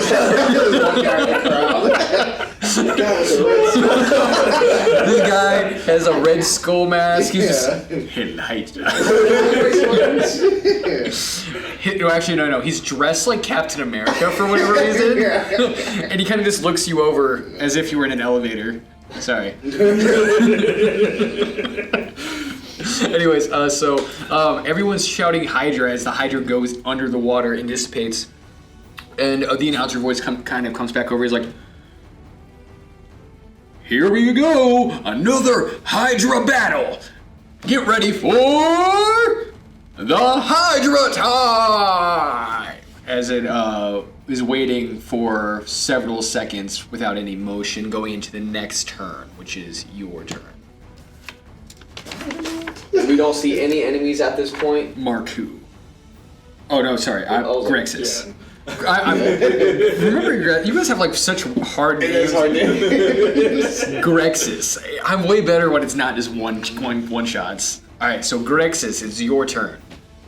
And there's no enemies that I can see? There's physically nothing you could see right now. Grab the bags. Well, you have the bags with you, don't you? You have 2 of them, but I think there are other islands have bags as well. You can do a perception check to determine if you can see any. Remember, this is pretty flat, so you should be able to see anything within the distance. Okay, then yeah, that's what I'm gonna do. So do a perception check. If you get anything over an 8, you easily find other bags. Oh, you got so lucky. 7 and then plus 4. Right? Yep. Yep. You said plus So 11. Yeah, so you looking out, you can see 3 other bags kind of off on the 3 other islands. You guys have not. Say mark them. So Where they would this be is at. where I'll do the circles with the ones that we don't have. So those? And then there seems to be some sort of chest in the last island. Also on this one? No, Or that this corner one. Oh, corner. Chest. Well, then what I'm gonna do is I'm gonna just start making my way towards that far island. Yeah, so you start making your way downtown. You're walking fast. Yeah, literally that's the first thing that popped in my head when he saw me making my way today. All right. I think I can jump. can jump pretty far, actually. Yeah, you gotta jump. I was gonna say it should be like Yeah, you can get there. like I your think. strength modifier. Yep, it's athletics. It'll be an athletics roll. So if you're trying to jump, No, I'm saying I'm pretty sure like my race, it Yeah, has like, he something has a about jump. jump. Like I Yeah. can jump farther than normal. So you can get there. Like, Yeah. you can definitely get you there. can. But you're gonna have to do an athletics roll for me to see if I'll make it. Makes sense because he's jumping from my one. Yep. That's what. Ooh. 8. 8. You managed to make it because it's plus your strength modifier. Oh, well then what's this athletics right here? Oh no, his athletics will be a little bit different. So it's gonna be +7. Yeah. So, yeah. 8. Yeah. 8 total. Oh, did you get a Yeah, 1? you got that one. Okay, nat 1. Yeah, they're critical failures. It's critical failure. So when you go to jump, you jump and your foot slips on the slippery sort of moss. You haven't really experienced this terrain before, given that you're from like a plains style area and like foresty. And so you literally just face first straight into the water. You are swimming right now. I'm using the water. Is that your plan? All right. You still have movement, so you can still get You up. can get up, yeah. Then could I just move it onto this island? It'll take half movement to get up, basically. So So you go, and then you can only get on that island, pretty much. yeah, you basically would only go No, to. you only be able to get on this island, and then you can get over here though. Yeah. Okay. Is there anything? It's Is there anything? My ally's next to you anyways. That lion's right next to you. I know, but I need to move away from both. Yeah, of I'm them gonna now. send this lion over to there. Sure. Yes. That lion does get the jump, so it can go ahead and it does need to do an athletics roll, but it rolls with advantage with its pounce. Yeah, there you go. There you go. Yeah. So literally, that one just jumps and sort of just long strides its way over to the next island. I got you. Boop. Go. And there it is Like next to the another bag. You gotta bring it back. Yeah, I was saying, could I not have it bring it back like I tried to do the last one? How far is it? You have 50 feet of movement for the It lion. was it was right here, and then you said 50 feet. Yeah. So 5, 10, 15, 20, 25. You can bring it back. Yoink. So we mark that with an X. Sorry, put that circle in the way, Nah, it's okay. please. There's also an eraser on the edge of that. Oh yeah, so you just. Oh, okay. Yeah. All right, so yeah, you guys, you can check the bag, given that your lion Yeah. brought it back. So, checking inside of it, you see, some different meats, like basically a giant steak inside of it. Well, the lion that went to fetch that, here's a question. When the lion eats, does that regain any of its health? No, because it's not a regular lion. That's Okay. that's your You're right. familiar one. But Okay. your regular lion, sure, yeah. Well, he hasn't taken damage yet. So we'll hold off. We'll just keep it in the bag. All right. So that'll end your turn. I'm scared about being. So, I mean, technically, I do still have control over this lion for this turn. So since you're on it, couldn't you I? could just You can have use it- you can have it use its Yeah, movement have to it swim. come to Okay, then yeah, that's what I'll yeah, do. I'll have it swim the rest of the way here. Sure. Yeah. No, I guess that started my. I need you to make a strength-based roll to see if you can hang on the entire time while it's swimming. So like thrashing through the water. Crazy lion, slow down. I got a 2. So yeah. So you did fall off about 10 feet back. Okay. So like, what? 5, 10. Yep. Or right there. Yeah, about that. Now, my lions do have packed tactics. It says advantage if ally is 5 feet away. Oh, Is yeah. that advantage on everything? Advantage against enemies, yeah. Yeah, Okay. attack rolls. All right, so you have advantage against. Well, I think it's. they do. Yeah. Oh, they do. Yeah, that's actually pretty nice. yeah, lions are pretty, Monsters pretty, pretty good, pretty. yeah. Well, the thing is, most people don't get lions, but I thought it was way cooler to It give is them way cooler, yeah. to give them a lion than to just be like, yeah, you get a wolf. Yeah, that'd be lame. All right, so anyways, that's gonna end your turn. Going into Quasi's turn, Okay. I'll just go 5, 10, 15. which will be your full movement because it's swimming. Oh, maybe I'll cast fly on myself. I think I'm gonna do it. Do I want to use spells? That's what I'm thinking. Especially such a high level spell slot. Yeah, that's such a high So level you're spell slot. just- Yeah, I'll just wait. I'll just use all my movement to go to the bag. I'm like, lion, you fool! You can't be just going so fast. I'm not used to you. And then I start to You thing? find the remaining components for The harpoon? For the harpoon. Which he currently has with him right now. Yeah, I do have it, yeah. So you have all. So you have enough. You can assemble. You'll take the rest of your turn to assemble Exodia and put together the harpoon. I'm like, Lion, watch my back. God. like, you know, I don't know how to, I don't know how to communicate with your Lion, so I'm like, God me, Lion. And I start assembling So do an intelligence-based roll to see if you can actually figure out how to put it together. That might be good for me. I'm a pretty smart guy. I'll roll on D&D.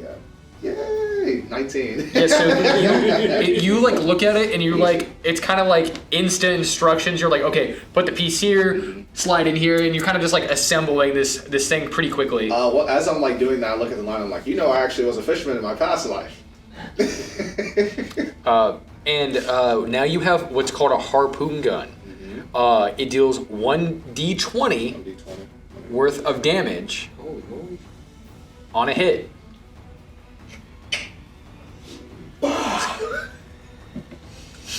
Okay.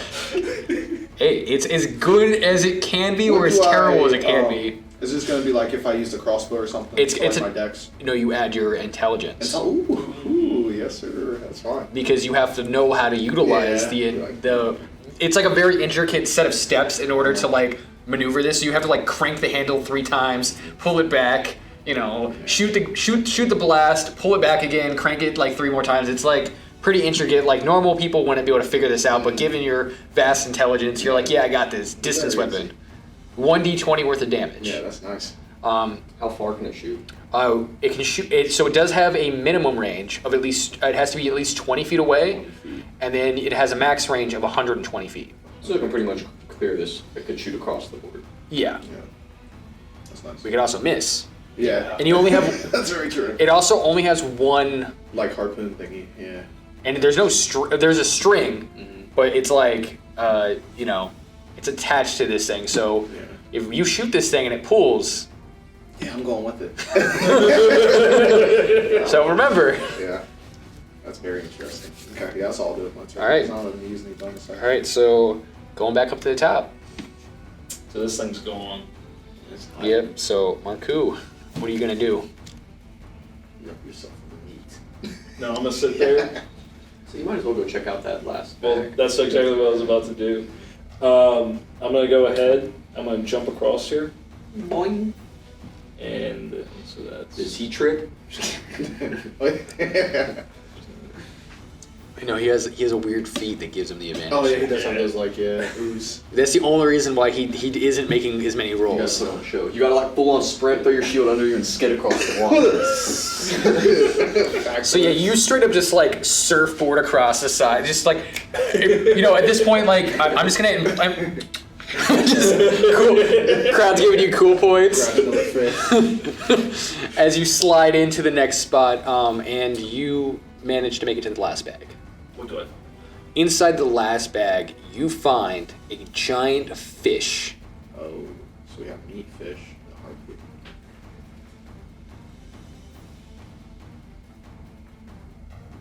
I literally like pull it up and I look at you guys. What am I supposed to do with this? I think you're supposed to hit it with it. I'll take it. And as you say that, you hear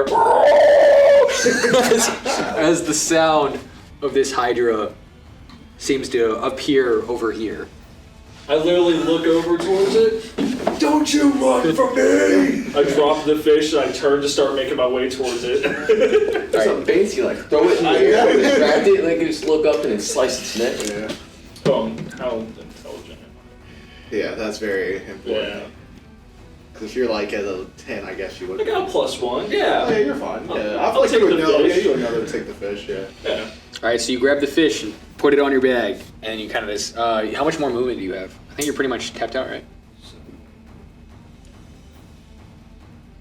So that's 20. I got 35. Yes, so you. Mobile. I should have more. 5, 10, 15 feet. Yep. That's pretty much it. All right. I can set up for the next jump. Sure. Yeah. So you are setting up for your next jump as the Hydra sort of pops up over here and kind of dunks back Oh, under. Dan, you know what I'm doing? I have an extra. I will attack. use my bonus action as it goes away. I'm going to drink a health potion. Sure. Yeah. Because Thirsty. need a drink. And you said tough feet gives me bonuses to what? It gave you bonuses to your constitution, which is your hit points. So you have higher hit points. Gotcha. Just in case. 81 hit points. Oh yeah, you're good. Yeah, you're I fine. was like, I'm pretty sure he's got the. Yeah, I'm pretty sure he's like How are it. these D4s? Oh yeah. I probably won't ever use them. I don't think I'll have one. Use that one. Do you need more? I need one more. I only have one. Yeah. Part of the cost. D4s. No whammy. That's not too bad. That's pretty good actually. Oh, you got everything. 5, 6, 7, plus 4. Can I get my 1, 2, 3, my, 4. my die back? It's that one. Eek. Alright. That's not bad. Alright. So, the Hydra pops up out of the water over there, pops back down under the water.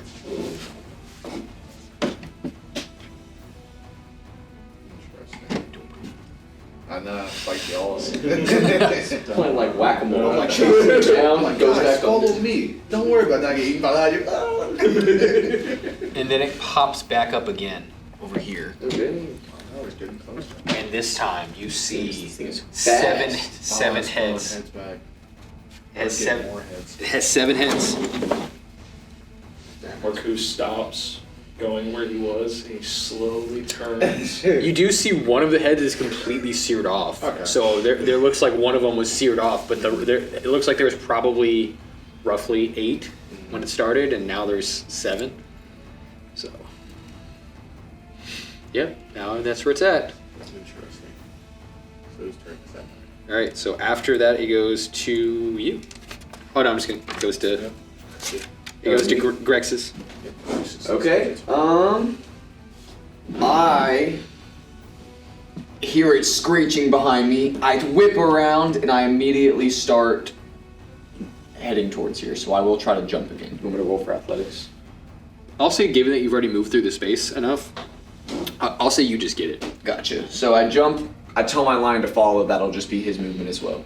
Yeah. Generally, if you're redoing something you've already done, Yeah. I'm not gonna make you roll every time. Okay.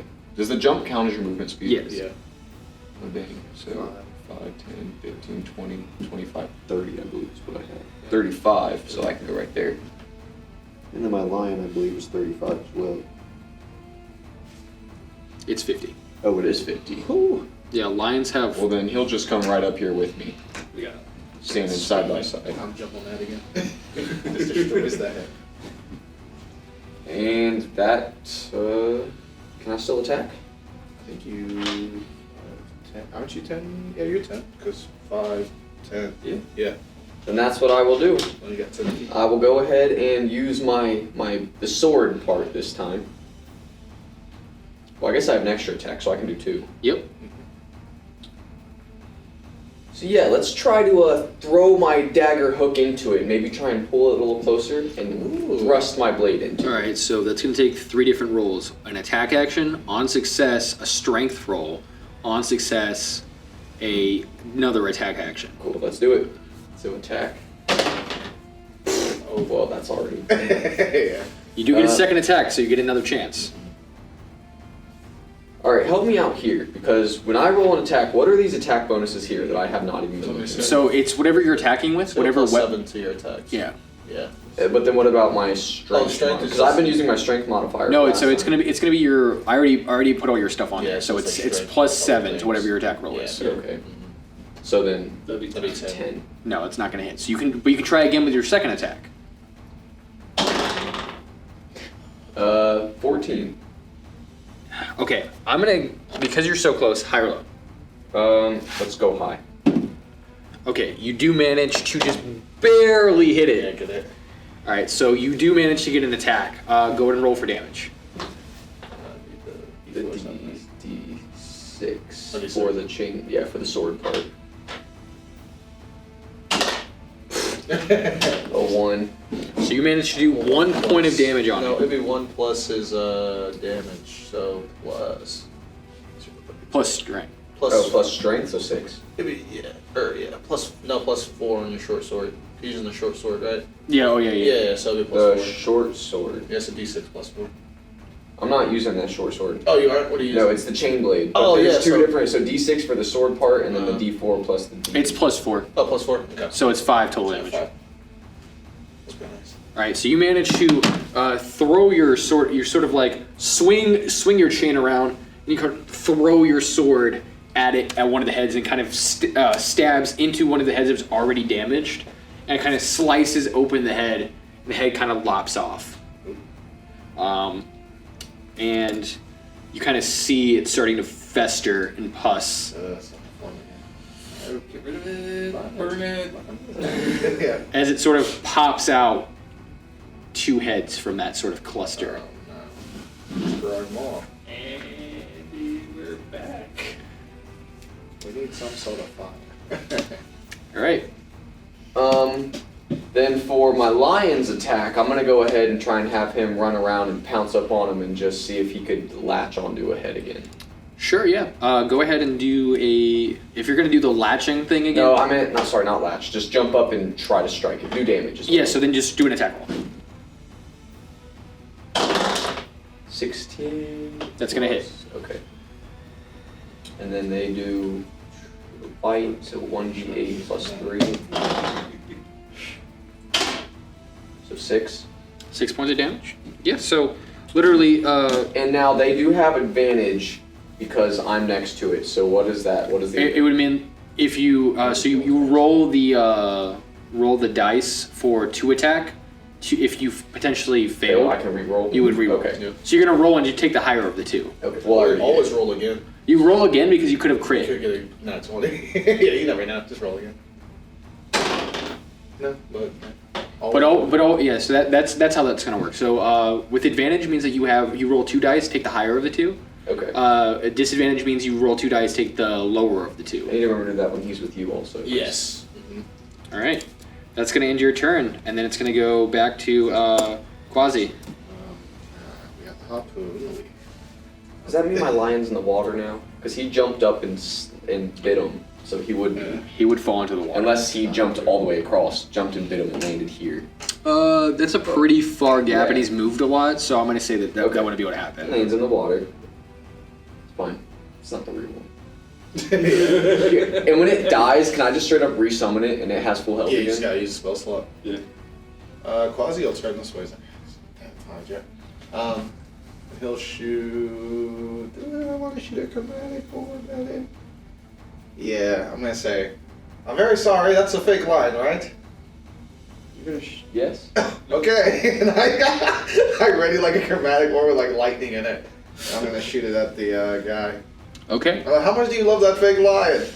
Use the harpoon! Are you gonna wait till it gets closer? Yeah, Probably. because if I use the harpoon now, I might get pulled towards it, and then I'm just dead. Then. He also lands 1 shot with the harpoon. Yeah, I only have 1 shot, so I kind of want to like get the last one. 1 shot, 1 opportunity. So yeah, I'm gonna roll. It'll this be one. alright if it dies. Very afraid to roll this dice. It's been kind of screwing me. We'll see how it goes. Okay, that's not bad. That is that's a dirty 20. A dirty 20. Yeah. That's gonna hit. Cool. And I'm using that at first level chromatic orb. So how much damage is that? That's gonna be some d8s. How many? 3 d8s. 3 d8s. You're gonna add an additional d8 Oh, why? because it's in the water. Oh, it's in the water. Yeah, I forgot about that. I'm like, why? I was rolling here. You kill my lion, my other Keep lion's it gonna be right. mad at you. That's Yeah, like his that's imaginary. And it's gonna do everything within a 15-foot radius of that in the water. Oh, so it's gonna do like the d8? Oh, just the No. D8. All of the damage. Oh, okay. Yes, we're gonna see a bunch of fish float. Oh, sweet. So that'll be 17 damage. 17 damage. Uh-huh. So your lion will, See ya, he I'm just. super sorry. and you'll deal 17 damage to the Hydra. Okay, so upon damaging the Hydra, you see sort of a lot of, so it goes, and like shrieks out as multiple fish start to just bubble up and sort of raise towards the top. As the Hydra, some of its heads just start snacking on these dead fish. Yeah. Ah, that gives us some. Can I do an intelligence? Like he's pretty smart though, so I feel like he'd know like right away. Like Do oh, a perception okay, check to see if you can see like that. food, like makes sense. Like that's how we're gonna get it. Distracted. He said perception. Yep. I don't have any perception. Okay, 13. Yeah, so you would notice them snacking on the fish that are. And like they almost like can't help themselves, or is it like? They just Go kind straight for it. of. It looked like some of them were a little more distracted than others. Maybe if they are, dying or whatever, they probably need more fuel. Okay, I'm gonna grab the harpoon, and I'm going to, that'd be, what? Oh, it's not right here. 5, 10, 15, and then I can go 40 feet because I'm mobile. So, and so I was at 15, so I'll go like a little bit closer to him and be like, hand me that fish. And then that's all I'm doing. All right. Then it's gonna go back up to the I top. would tell the lion to come with me too, so I guess it could come with me. It'd have to wait. I have to wait. Because he already used his movement. It's tired. Yeah, makes sense. Yeah, it's been literally swimming. It's been my little pet at this point. It's nice. All right, it's your turn. I'm gonna look at him and be like, "What do you want the fish for?" I think it's gonna be a way for us to win. Just trust in me. I'm a trustworthy guy, right? No. Insight. that was a nat one. Yeah, that's me completely. Yeah. So yeah, you would, I guess. Well, that's up to you for how you want to interact with it. So how are you guys interacting with this situation? Would I roll a deception against this thing to see if I'm actually a trustworthy guy? Or No, because he could just decide not to trust Oh you. yeah, that's very true. Well, it's one of those things where he's like, you're hiding something right now. Very true, very true. I'm like, okay, here we are. The heads, they're distracted by the fish. When I shot the lightning, they were eating the fish. We use the fish as a distraction, we take a hit. So they come to this. Yeah. He's immediately going to just 5, 10, 15, 20, 25, 30, 35. And he's going to sit there and he's going to take the fish. He's going to start slamming it in the water and be like, come on! Yeah! So literally you just Yep. slap in the water with a giant, and this is like a giant I'm thinking like a swordfish that you're just slapping against the ground. Ozzy's just like, what are you doing? You do see the Hydra heads go, moink. And then he kind of nose sits there and he slithers it into the water. That way they can get. It's the like a giant smell. tuna. Yeah. So the Hydras do notice you. And then after that, he's going to take the fish. And he's going to chuck it in behind him, towards him. He's going to sit there, and I'm going to ready in action. All right. Yes, you throw up the fish and just get ready for combat. That's going to end your turn as the Hydra. Hopefully they come this way. Yeah. Oh no! Oh no! Teamwork. At what point can I cast bark skin on myself? That'd be on your turn. Yeah. It'd be on your turn because it takes an action. Okay.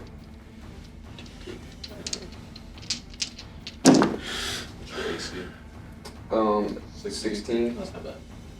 No, I still got 81 hit points. Yeah, that's what I'm saying. I'm not think super you're worried fine, right yeah. now, but Because after a fight, I'm pretty sure they let us get one right now. It's just, they don't care about us. keep them going. All right. So you have 5 heads coming at you. 5. At me? Yeah.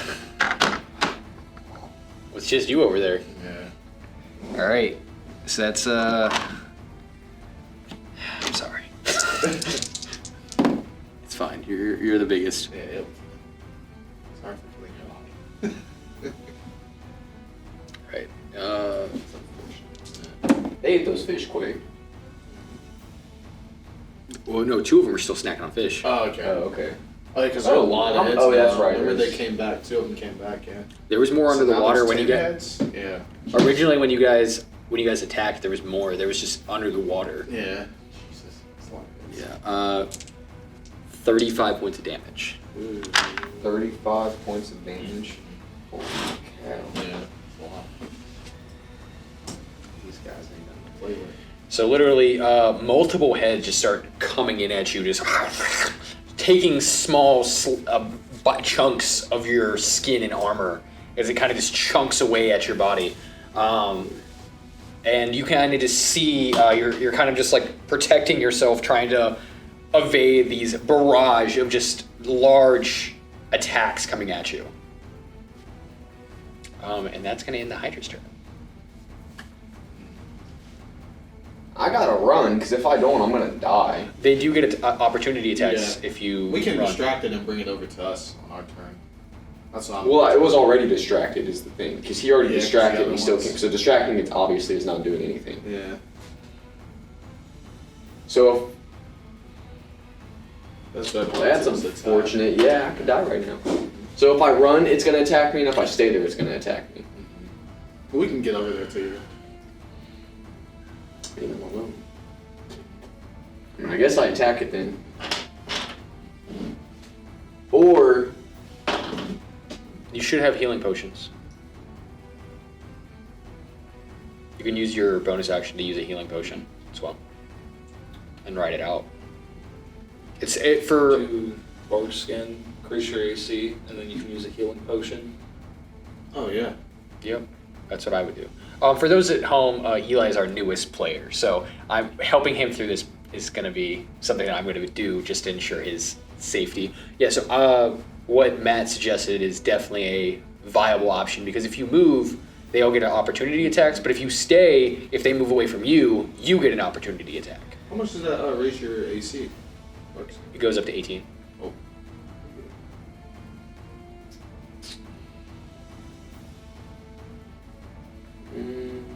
Okay, then yeah, I guess I'll just do that. I'll do a bark skin. Okay, so you're going to cast that spell, so make sure you put that in your spell slots. Whatever spells you've cast. You also can use Hex on it, and remember you get to do additional damage. Oh, yeah, So you can do additional damage to attack, or you can use Bark Skin to protect yourself. Yeah, I mean, I'm gonna do bark skin. Yeah, if I don't, I'm gonna become really close to dying. Yeah.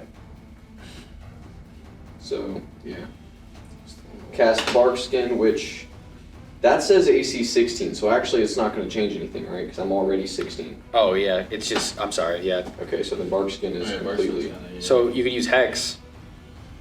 I'm gonna use a healing potion. Is Yeah. what I'm gonna do. I'm not gonna be attacking this turn, right? No, you can't. If I'm You doing can all use this a other healing stuff. potion, then attack. Yeah, you can Yeah, still. yeah. It's your item interaction. It doesn't count as your action for Then turn. yeah, I'll do a potion of healing. Okay, so that's going to be 2d4 plus 4. So 8. Plus 4. That is. Yeah, plus So you're going to add 8 to your total. Then you cast Hex on it, and then you get to deal an additional 1d6 to it. You can also use your Roar on it. That's what I was gonna do Yeah. as my last thing. But That's a bonus action. That's I what don't know if this is gonna be the only thing we're fighting or not. If this is the only thing we're fighting, then yeah, I'd use it now. Yeah, what's the roar? Is it only long rest? Per long rest. What does it do?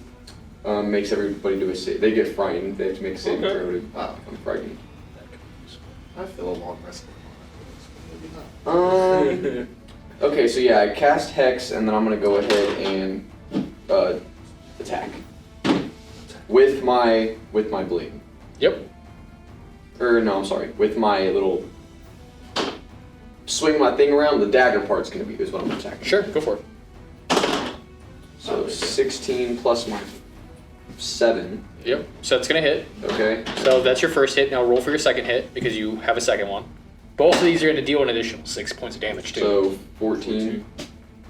14 total. That's not going to hit. Okay, so the first one does. Yes, the first one will hit. And here's 4. So 3, and then also another D4 for the bleeding. Yep. Plus an additional 1d6. So 11. Holy shit. So a total of 11 points of damage. Mm-hmm. So yeah, so as you I don't know. Yeah. so as you sort of swing your blade around, you kind of pop open one of the healing potions. You're gargling as you're throwing this, sort of just chucks this sort of knife directly into one of the heads.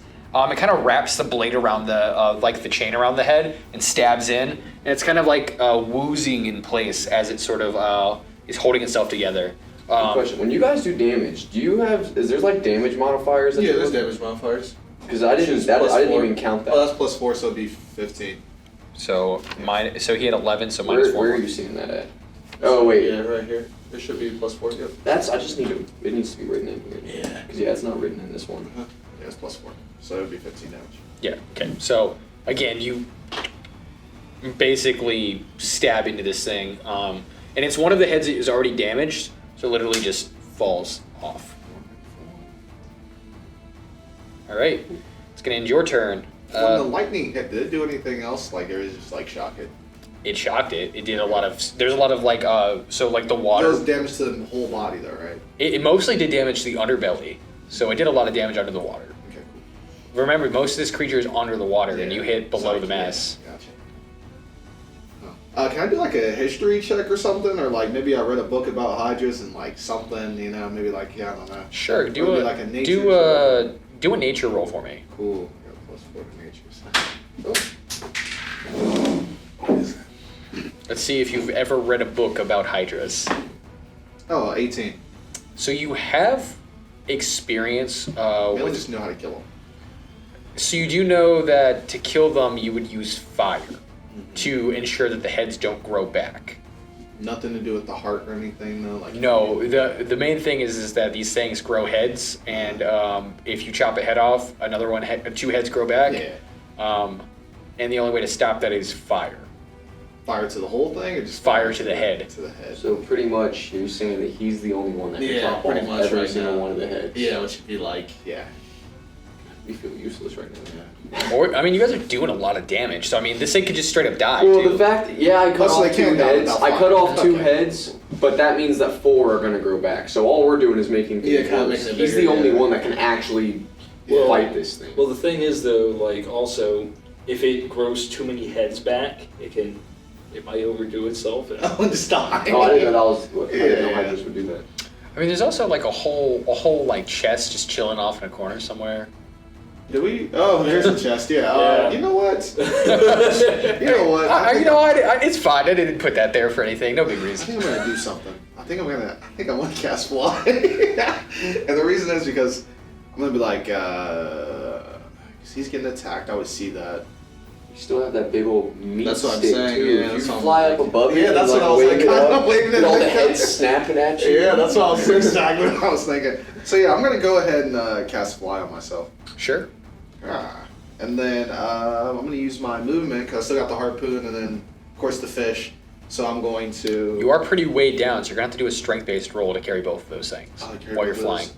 So you can carry one without disadvantage, but if you carry both, then I'm gonna make you I'm do like, okay, I'm gonna leave the harpoon gun. This is for you. And then I grab the fish, and I'm just gonna like kind of. I'm trying to think what I could do to like get it, like mainly on me. Because it's like a 40, 50-pound fish that you'd have to carry. Like, This is an actual harpoon gun that you can move around. Okay, I was thinking it was like a ballista thing that you're setting up. no, it's like a the chain falls gun. out here. You can move around with it. Jump Yeah. across. We both like all of us just drag this thing up onto land, and then we just maul it. Yeah, shoot, and I can pull it up. I'm super strong. That's you know? very I'm true. very strong. Yeah, I could do that. Pull it up Yeah, because on I mean now I have a 30 feet of flying, so Make it lose its advantage. or of 60 the feet. I water. have 60 feet of flying now, so yeah, I guess would I do that. Rip open its I feel like guts. getting the fish away from him though, like wiggling the fish and being like, follow me, is like more of like what he would do. But I guess because the harpoon, he's not strong, so he wouldn't think like, oh, I'm gonna yank it this way. So yeah, I'll just grab the fish, and then distract it, because then you guys might have advantage on that. Yeah, that attack roll. So I'll do that, and so I'll go 5. I'm like up, high up, pretty high. yeah, so up. 50 feet. Yeah, so I'll like move up a little bit, and then because I'm flying, so then I'll go 5, 10, 15, 20, 25, 30, 35, 40, and I'm just like kind of like there, and I'm like, that's fresh, like yeah. Are Okay. you hungry? All right, so that'll end your turn. Well, when I do that though, because I still I guess I cast You fly. you Yeah. cast fly. You have your bonus action have a or your bonus item action. or interaction. Let me see if I have any bonus. Well, technically you dropped the harpoon gun, so that was your item interaction. So, Okay. well, dropping is a free action, but yeah. So you can use your Do item. I get its attention? That's the main thing I want to know. Would I know that on my turn? That Because then I can use a. Can I like? I can't hold a bonus action, can I? no. The thing is that it's hard to determine. Okay, I'll get right here then. If you can do a Right. performance roll for me, and you Okay. can do high enough on a performance roll, I'll tell you before your turn ends. Okay, cool. That's all I need to know. Okay, that's a 16. All right, high or low? Low, sure. Low? Mm-hmm. Okay. So you notice you got two of the heads sort of like looking at you like, what? They're trying to like snap at the fish, Yeah. but they're like clearly way too far away. Yeah. But they clearly they noticed you. Okay, I wiggle it even more, and I'm gonna scoot back like. You already used all your movement. You used 40 Well, I feet. no, it'd be 5, 10, 15, 20, 25, 30. I have 60 feet of flying. Oh, I thought you said Yeah. 40. So then I'll move right here, like, and like keep, and I'll like get a little bit higher. And then I'll use like all my movement after that. All right, back up to the top. I start talking as a puppet to the fish. Say hello to my little friend. You said you dropped the. Yeah, the harpoon guns is back there. Alright. So I'm going to grab the harpoon gun because there's no other reason why I wouldn't try to do this. And I'm going to try to shoot it at him. Okay, so I need you to make an intelligence-based roll to determine if you can actually know how to shoot this thing. Intelligence. That's fair.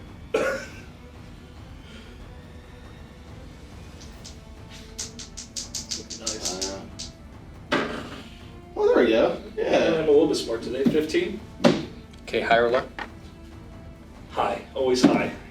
Okay, yeah, so you instinctively grab this weapon as if you've handled it 100 times, crank it back, hit it 3 times, and you're just like, He's a pirate. I don't say I would hope you know how to use a harpoon. and then you're just like, arg. I was wondering, I'm like, yeah, pirate, I forgot. That's why he was gonna get a bonus anyways, but flavor-wise, it's way funnier this way. All right, so yeah, you have it ready. You're ready to shoot this thing. Alright, I'm going to try to shoot it. Sure, go for it. Um, Roll a d20, and then it's plus intelligence modifier. so plus 1 now. Oh. You don't even get the 4. Pew! And it like, Is it like a retractable one? no. Oh. Okay, so it's. Well, it is on a line, Oh, but yes. but he wasn't holding onto the line Gotcha. because that's where the intelligence roll comes into. Yeah. Because if you've never shot this thing and you think it's just gonna wheel in, Yeah, it's and you're not holding onto it. I shot him instructions. Hold the line. Easy, boy. So, in that case, after So I that, guess I'm you don't know like, how to use a harpoon. Yeah, you don't know how to use a harpoon. You're a dumb pirate. I'm a pirate. Yeah, he's probably jumping on ships, plundering. I'm He's not- just he's not- ransacking, Not a fish. Work. He's like shank shank my guy, shank shank. Who uses the harpoon gun in like medieval times? He's like, bro, look, I can cast fireball, but I'm gonna use a harpoon instead. Like, clearly, this is what I need to kill you. I'm gonna go ahead and I'm going to pretty much try to clear this. You're gonna try to clear that? Yeah. That's gonna be like a hard athletics check. I'm gonna say you need to get at least a 15. You can do it. I believe in you. Heart of the cards, Yukimoto. Oh yeah, that's gonna be a 21. Oh, yeah. You just boing. And you jump in air. You like punch up the air and you punch through again to manage to make it across. As I jump across, I'm immediately going to like scramble, grab the harpoon. I'm gonna sit there and be like taking time to like reload. Like, keep me busy. It'll take your whole action to reload. So, And then that'll end my turn. all right. Choke Yeah. it. Probably throw a harpoon. You're probably All should. right. All right. So Grixis, it's your turn. All right. I'm gonna go just straight up go for an attack. Yeah. Real quick actually. Do my lions have to take their actions after me, or can they take it before? They can take it before you. Okay. Well then I'm gonna have this lion just go ahead and jump from here and kind of be behind him. That's And fine. That's pretty much it. Okay. Then I'm gonna start my attack. I'm going to once again attack with my dagger first, and then my blade second. Okay. Let's get it. So 12. You also have a plus- second healing potion if you need to use it. Okay. That's 19. 12 plus 7, yeah, 19 for the first, That'll hit. And 11 plus 7 is 18. That'll hit as well. Sweet. Okay, and so for the sword, that's so 4. Or no, I'm sorry, 6. Yeah. And then 6, 5, but then I get to roll another one for the bleeding damage. And then you add it, and for both attacks, you get to roll an additional d6 to each. Oh, so D6 extra on both of those. On both of those. So right now, what are you at? That's what I was saying. Like I've been rolling so much. Yeah. So this was I rolled a 2, which got +4. So that was a 6. So for the first one, 6 plus 6. So the first hit's doing 12. Mm-hmm. The second one I rolled a 1, and then a 2 for the bleeding. Am I adding that +4 for both the roll? No, not for overall. bleeding, Not for bleeding one. No. Okay. So I rolled a 1, which was 5, and then that's 7. But then you rolled a d6. So that's 9. So 12 plus 9 would be 21 points overall. All right, so as you double up, you manage to finish this. So I'm going to say, how do you want to do this? What a waste of my fly spell. I want to, I throw my hook on him, right? Pull him towards me with this thrust. And then to actually cut his head off, because that's what I'm doing, I'm going to grab the dagger and pull it all the way around his head so the blade just kind of nicely, cleanly cuts around his head. Yes, you literally lasso around him with your blade, and literally pulling on your blade, you're slicing through the head with each pull, and then just slicing in and finishing him off. And as you do, the beast's eyes suddenly go from this sort of dark coloring to a white haze, as the heads themselves that we're all holding up fall over into the water. And then you hear the crowd roar as you managed to finish this Hydra. And then the announcer person goes, "Ladies and gentlemen, we have victory!" Lick the chunks of Hydra off my blade. Our new first-time contestants have won this round. Please exit the stage. And as they say that, you notice the water shrink down, and the platform slowly pushes up. You hear like that cranking noise you guys have heard of the stage physically raising as the different layers, and the Hydra's body's actually stopping the raising action, as suddenly you hear like a section sort of to like crank under the pressure, and then another sort of cranking mechanism goes and lifts up the Hydra's carcass, as 4 heads seem to have just fallen off with its dying body, and 4 remain with their mouths wide open. And now you guys are on a flat terrain. The water has basically been pushed out. You see most of it's been pushed off the cliff face on the outer edge of the rim of the actual auditorium. So like basically looking around you guys, you would notice there is no guards on the ground. There's no nothing. It's literally just looking out. You can see almost 75% of this is just drop off. So if you had gone too close to the edge, you literally could have just fallen off. But you guys were kind of pushed in closer because of the water, so they kind of created like almost like a semicircle. But now that you guys are on flat, it's basically just flat. And you can see off the peak physically out into the distance, the sort of open sky as each of you guys are maneuvered through. The chest itself seems to have like swept away with the... Yeah, we never checked the chest. Yeah. So for the audience at home, and what the chest had in it was special flame arrows that they could have utilized with the harpoon gun in order to shoot additional flame shots. That's how they could have taken out the heads. It was just like an additional thing in case they weren't able to do enough damage to it. But anyways, you guys did it without it. So on that note, we're going to end our first combat, and we're going to take our first official break.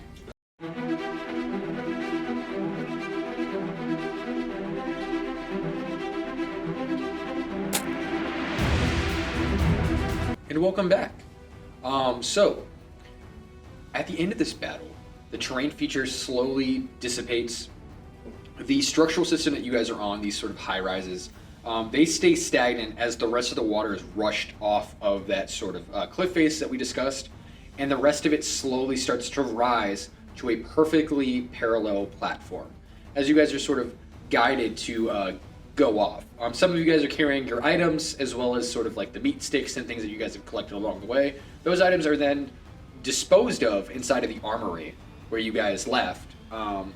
As you guys are then taking away all of your armor and weaponry and sent back off to the barracks to get your R&R before your next big battle. When you guys do, you see a couple of the guards, from your guys' sides, just like, like, yeah. They're giving you guys the looks, like, yeah. They're like pointing at you. I got money on you. I got money on you, boy. Do I see the guy that I threatened from the beginning? Yeah. He kind of looks at you and he's just like, he kind of gives you like a subtle nod, like the respect nod, but like won't say anything, just.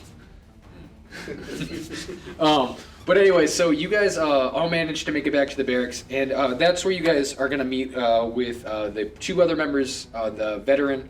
His name is Kilo, and the robot that was with him is named Magma. So they're kind of like sitting off in a corner, and they see you guys come up, and they're like, "Saw the fight, pretty good." Yeah, I like to think we did very great. Yeah, you didn't do bad for a first timer. Hydra's nothing to snuff at, but it ain't the biggest baddie we've seen here. You'll get there one day, though, short stack. Yeah. Anyways, as he says that, you kind of hear a sort of rumble noise as you hear them go, "Ladies and gentlemen, get ready for the second round from the west side." As Kilo's like, "That's us." And you see the little wizard boy that was with you guys, kind of like, he's just like, "Alright guys, we're gonna go fight some stuff now." Wait, you joined with them? Yeah, they need a third, and I guess, yeah. And so he, I nudge Keelan, I'm like, are you using him? So we're still in the armory, right? No, you guys are down back at the barracks. You're basically swapping places. Like they're going straight into the armory, and you guys are like passing through. They're like in line waiting to like go up.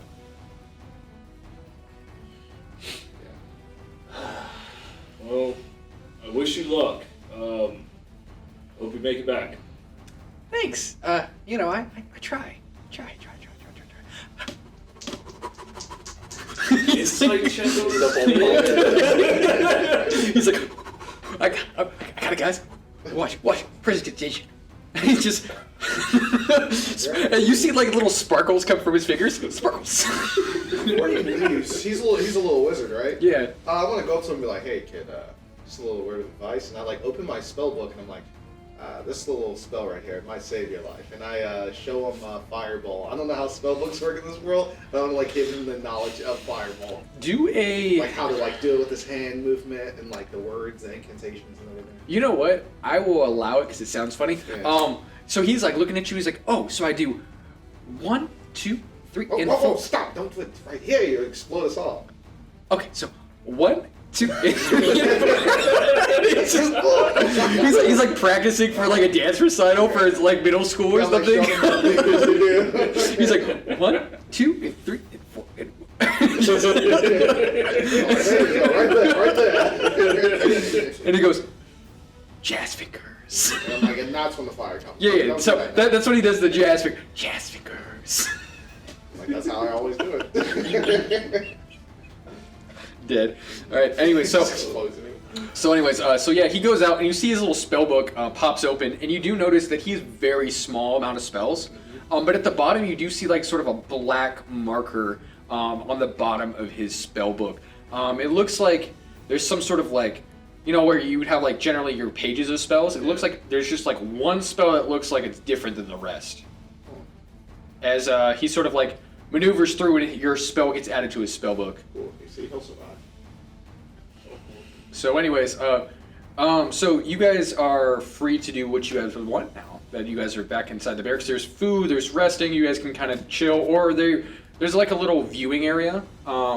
It's not very comfortable. There's not chairs or anything. You basically either have to stand or like sit directly on the floor with like no backing or anything. You see like one dude kind of just like crunched over on his side. It's the big sort of what is it? What was he? Messing up now. Lost my mind. The half orc, yeah. I was gonna say he was the orc, but yeah. So, anyways, the orc kind of just sitting there. He's like drinking his mug, but like there's no beer in it because you're not allowed any alcohol. Because he's like just got here like you guys, and he's just like sipping on it imaginarily, just like watching this fight about to go down, and he watches like the two big guys, and he's just like, oh, hey guys, welcome back. Does that taste like beer? What's your favorite beer? Oh, my favorite beer is lemongrass. Do you want to try Press the it? dissertation and make it. Does it taste like that? There's nothing in there. Oh. It's well, literally an empty mug, and he's. I make the mug taste like that, so like when he sips, it tastes it on his So I lips. said, would you like a drink? You got drinks? I spit in the cup. Ooh. And I make his spit taste like that. He looks at you and he winks at you. He's like, I like it. He just gargles it up. Anyway, so he's just like, yeah, you guys want to watch the fight? They're about to play it on the big screen. And when he says that, there's like a giant sort of mirror screening, similar to what you guys had in the dome, the sort of structural system of that sort of glass ball. But instead it's like smaller, and there's just one guy in the corner with his wand out. He's like holding his arm steadily as he's like, clearly he stands here 8 hours a day holding this one spell. He's just like, you see like under his eyes there's like tear marks that clearly have like dried. Like he's just had a rough day.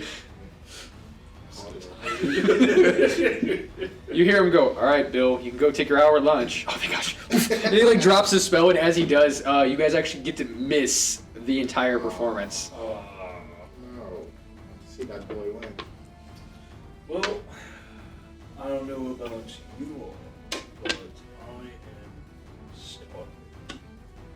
And I'm going to start heading towards the cafeteria. Yeah, so the big half orc just kind of gets up and he's like, I'm hungry too, and kind of just starts walking over to you guys. He's like, so saw your guys' fight, pretty cool. Wish I would have got an invite, you know. It's kind of rude, just a little rude not to invite me on this big group adventure thing, you know. I'm not that kind of guy, you know. Want to be part of something big. Yeah, we're kind of I just... tell him to sit down, and before he can even respond, I push him real hard back into his chair. Do a strength check. And there is no chairs. He's just like sitting on the floor. Push him back on the floor. Yeah, do a strength-based roll, and then roll an intimidation roll with advantage after you roll your strength-based roll. Can't sit with us. 7. Damn. Okay, and then do an intimidation roll with advantage. So that would be 15. So 15. Yeah, so you, while you don't do a lot of effort at pushing him down, because he's kind of like half down, half up, so you kind of just like, he does kind of look at you and he's like, oh, okay, we're like that. It's cool, it's fine. He kind of just sits there and he just moseys over to like, just kind of sits there and he's just like cross-legged, I'll just be by myself. You don't need to make enemies today. Yeah, I mean, we're all West Side, aren't we? All by myself. Very true. Sorry, friend. What's your name? Larry. Larry? I do apologize for my friend. He's not exactly the social sorts of gentleman. However, we just had a long encounter. Just want a moment to ourselves. Might talk to you later. Oh, okay. I see how it is. Oh man, poor Larry. Larry's just trying to make friends. All right, so Halfway chuckling. so you do notice you guys have an odd number of people here inside of the encampment. Yeah. So ironically, Larry's the odd man out. So basically, he's on slop until he gets to go participate in a fight. As you guys go over to the cafeteria, you do notice you guys are each handed a single token. It's similar to the red tokens you guys got when you guys came, except for these are gold tokens. The gold token is a voucher, a food voucher that you can utilize to get one good meal. And you can collect these for every encounter that you face.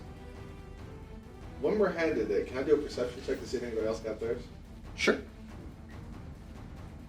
We got ours. No, if everyone else, like not you guys, but anybody else, like Oh, another group or that's what something. I was gonna do. Yeah. Okay, that's a 16. So, based off of your understanding, you guys are the first group to go. Most of the groups are pretty new. There is like one group of pretty like generally experienced adventurers, but they're not as experienced as like Kilo or Magma were. Okay. So you don't have the golden ticket. They do. They probably have like maybe 2 or 3 golden tickets based off like your understanding. And I do ask you if you know of anybody that you see has a golden. You're golden thinking coin. what I'm thinking?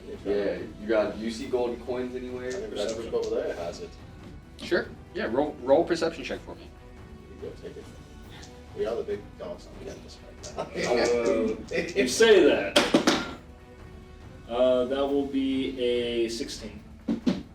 Yes, you notice this group. One of them is sort of, there's a giant, he's a rock structured sort of orc. It's like basically a rock orc. Oh, cool. And he's just like sitting there. And then you see like next to him is a sort of frail, thin sort of possum faced woman. And then like off towards like their third is like a giant alligator lizard folk. And they're kind of like just all sitting there chatting and like talking about random things. Okay. I walk up to him with my lion at my side, and first of all, do I see it? Do they have any food at the moment, or just You can just determine that they've probably collected it based off the amount of time they've been here and based off their like reputation, but you don't know if they currently have any of them on them. They could have spent them the day they got them, just like you guys could. Okay. Well, I walk up to him with my lion at my side, hold out my hand, and say, "Give me your coins." Do an intimidation roll. 17. Okay, high or low? Let's go high. Okay. One of them looks at you, like the rock orc kind of just looks at you and goes, "Hey, are you talking to me?" And the little shrew woman kind of like shakes her. "Okay, here's my money. Please don't eat me." Because you're like a lion focused. Please don't eat me. Okay, so that's This, one. this that's isn't one. Zootopia. You can't eat me. So that's one. I'm waiting on the other 2. He looks at you and goes, "Look, man. the lizard folk is like eating like what you assume to just be shoelaces at this point. Just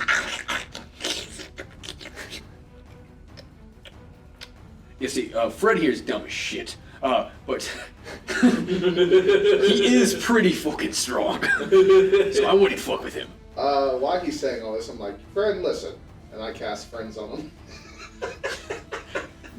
Do a. He has to be what's my save? During this, I'm gonna start. He has to beat a 15. You know what? He does meet it. Okay. Okay. So he meets it. He doesn't beat it. So it's gonna be so now it's high or low. Oh, higher. What do I want to do? Let's go high. Okay. He looks at you and he like offers you a shoelace. I'm like, "No, I don't want a shoelace. I want your coin. You know, gold coin." I say, my hand's still out waiting for the other Fred 2. ate his gold coins the moment they gave it to him. And I want him to shit it out. You're gonna wait a couple weeks. You just hear from like the chow line. That's not how that works. Look. We're hungry. You're hungry. Why are we fighting each other? We're all poor people, right? Very true, but we're stronger for our people. Yeah, but why don't we use our resources to take out the weak rich people instead? What are you suggesting? Well, I'm not suggesting anything. What I'm saying is I may or may not know a guy who knows a guy who's friends with a guy who knew a guy who is friends with a guy who may or may not know a way to get us out of here so we can then rob and kill the people who put us in this position. As he's saying that, Okay. I light my hand up and I'm like, do you know who you're talking to? I was once formerly a knight, and you're saying something that is treacherous right now. I didn't say anything. I said I knew a guy.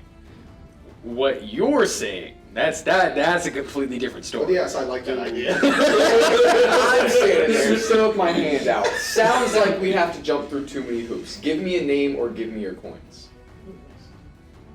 Okay, do another intimidation roll with advantage this time, because that's actually pretty Yeah, good. that is pretty good. So that one's So not good. spicy. 11. Are you using your coin right now to get good food? No, Okay, He's with us. just regular. so you slop straight on the plate. Lunch lady, her name's Phyllis. Phyllis just, There you go. "Hi, sweetie, here's your food." Thank you. What's your name? Phyllis. Also good food. And she like hacks like her teeth onto your plate. And she like grabs it back out. She's like, "Sorry, honey." Oh, thank you, Phyllis. There's no problem at all.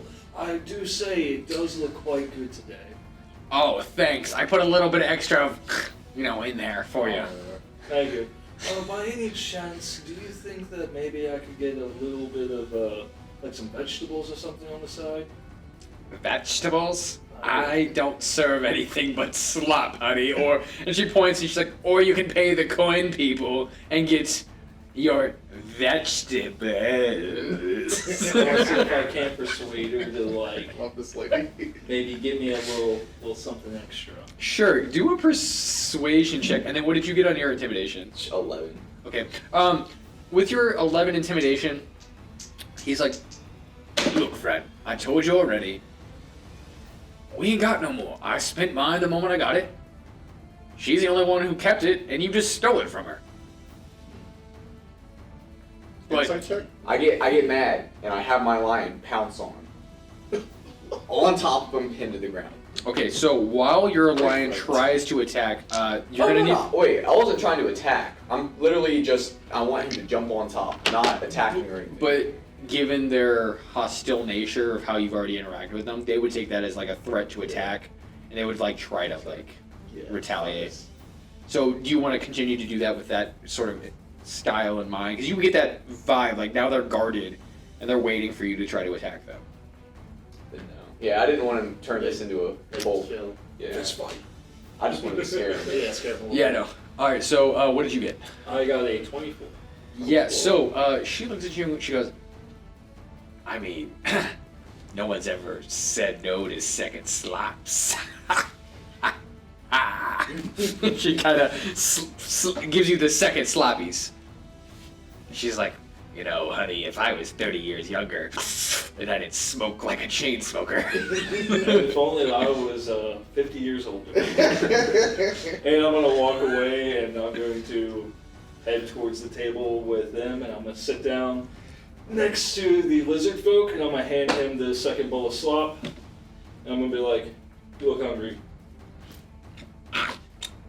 Literally, but not like hand. His whole face just eats the plate and everything. Just. While he's doing that, I'm gonna talk to the guy that we're talking to. I'm like, what about that way of getting free? Well, Or the lion eats you. I made of fucking rocks, bro. Then I'll explode you.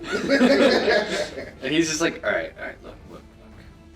I know a guy who knew a guy. He's friends with a guy. Cut to the chase. Well, what this guy told me was, if you could get a key from a guard, you could probably get into where the guarding sleep area is. And then maybe you can go through, the tunnel of death, as we like to call it, where all the monsters live. And you could, maybe take that elevator ride straight up to the top where the people are, and you could just, Question for you. What if we killed someone and we took their status? Now that you boys be free.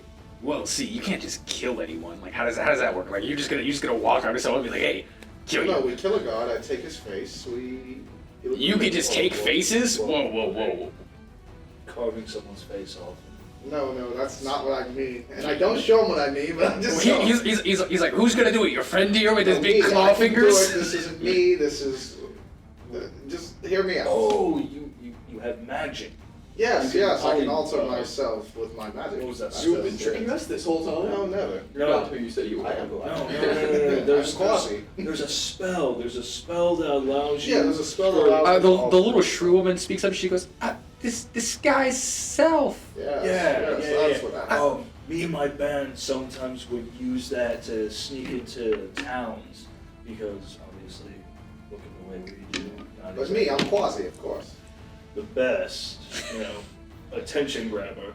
So we usually disguise ourselves as humans, get into the city, and then, before they even notice anything was wrong, here we come. Raid, kill all the guards, take all the loot, and we're gone before anyone even noticed. The little shrew woman's like, oh, I thought you were a musician. But now I see that's probably not what you meant when you meant to band. You ever heard of a small band called the Beast of Brutality? No. I'm not familiar with that type of music, but Allow me to educate you. And gonna go and regale them of the tales and stuff like that. Horror stories. so you see the little shrew woman's face go from interested to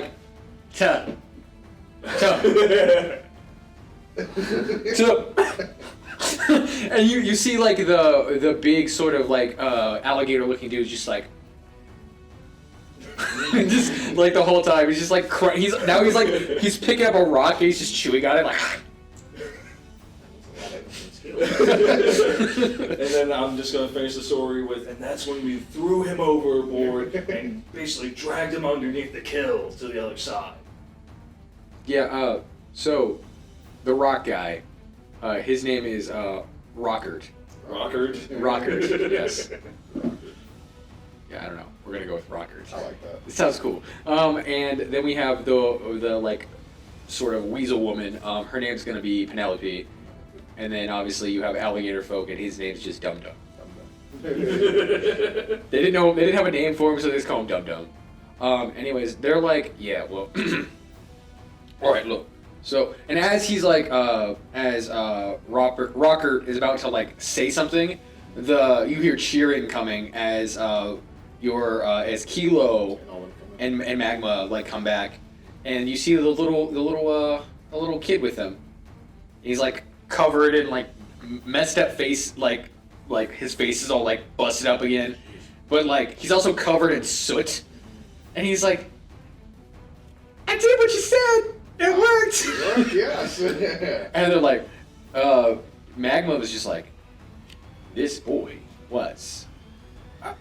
And you see his mouth rusting slightly, because he's a robot. Yeah. Very interesting. Often all he knows, so. Yeah, Kilo slaps him on the back and he falls face forward into the dirt. He's just kid's a killer. Straight killer. Like it a lot. Yeah. I picked the kid up, that's always so much. What's your name, little man? I never had a name before. I'll name you. What, Your name will be Chrome. Chrome? Is it cause and he pulls out his book and he he changes the color of his book. It's Chrome now. Yeah. I like because you're a little Chrome guy, you know. I don't know. He's just Put the name on the spot. Wait. What was the book color originally? That's a good question. It was blue. It was blue? I guess your name should have been blue, but Chrome fits you better. You're shiny. Well, little boy blue. Yeah. Little. Yeah. Nah, his name's Chrome because he's a shiny guy. I like that. I like blue. I head scratches. He's ooh. Anyways, so. I'm your father. Papa. I get that what is it? I don't know if you see Lego Batman with Robin. Oh yeah. Fly, Robin, fly. Alright, so anyways, he's well, if you're trying to find the guy that I know who knows the thing, he kind of kill. said that. Say it again. Speak clearly. Yes.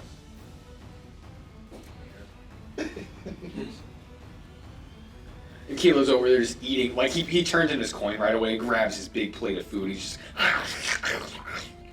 I walk over to him before he finishes the food, and I grab what's left on his plate and just start snacking. Okay, I'm gonna need you to roll a dex save for me.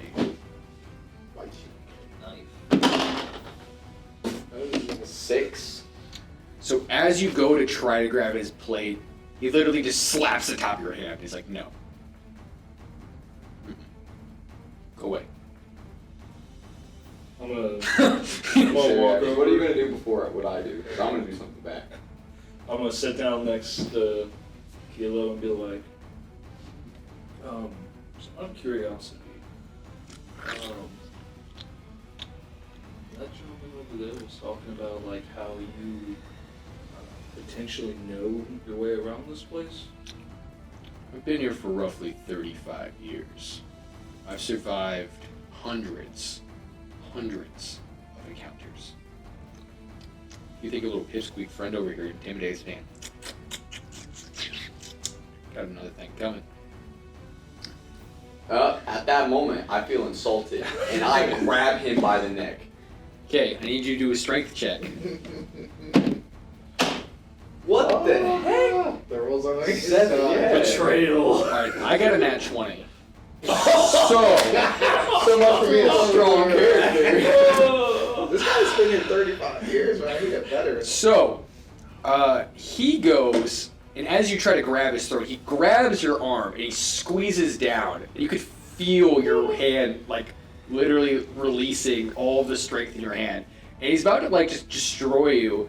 And then Magma puts one of his 6 hands on his shoulder and says, "This is not your way." As he's doing that too, I also want to like be like, "It's really not your way, buddy." And I like have my like hand up, like ready to like do the fireball. And at that moment, when he's grabbing onto my hand, squeezing, my lion's protective of me. My lion's going to pounce on him. Yeah, so with the nat 20, as your lion tries to pounces, Magma literally punches him with one of his 6 hands. And literally your lion gets knocked out, unconscious. Whoa. What's happening here? Hey. Wait, who rolled in that? Who rolled in that 20? He did, Oh. but it wasn't for him, it Oh, was okay. for Magma. Magma's the reason why you're I alive. got like fireball like on the last second. Because I'm not gonna let this go. Yeah. Like, my whole character is if he feels Yeah, he's insulted, he prideful, does yeah. not let it go until it's dealt with. So I'm gonna keep trying to fight this guy. That's fair. So, on that note, when there is confrontation between you and an NPC, if it doesn't pertain to the rest of the party, I do what's called a roll-off. Regardless of how you feel at the end of the roll-off, doesn't matter. What happens is that you either won the fight or you lost the fight. And the outcome is resolved, and we move into whatever the majority is for the ruling of the rest of the process. So, roll 5d20. Tell me what your total is. Plus strength. Plus strength modifier. Oh, you're already starting pretty good. Wait, you said 5 times? 5 times. And then you'll tell me what your total is, and I'll tell you if you Oh got. my God. That's 20. Ooh, there we go. That's a good one. Okay, that's a 1. That kind of makes That's 3. So this is probably going to 12.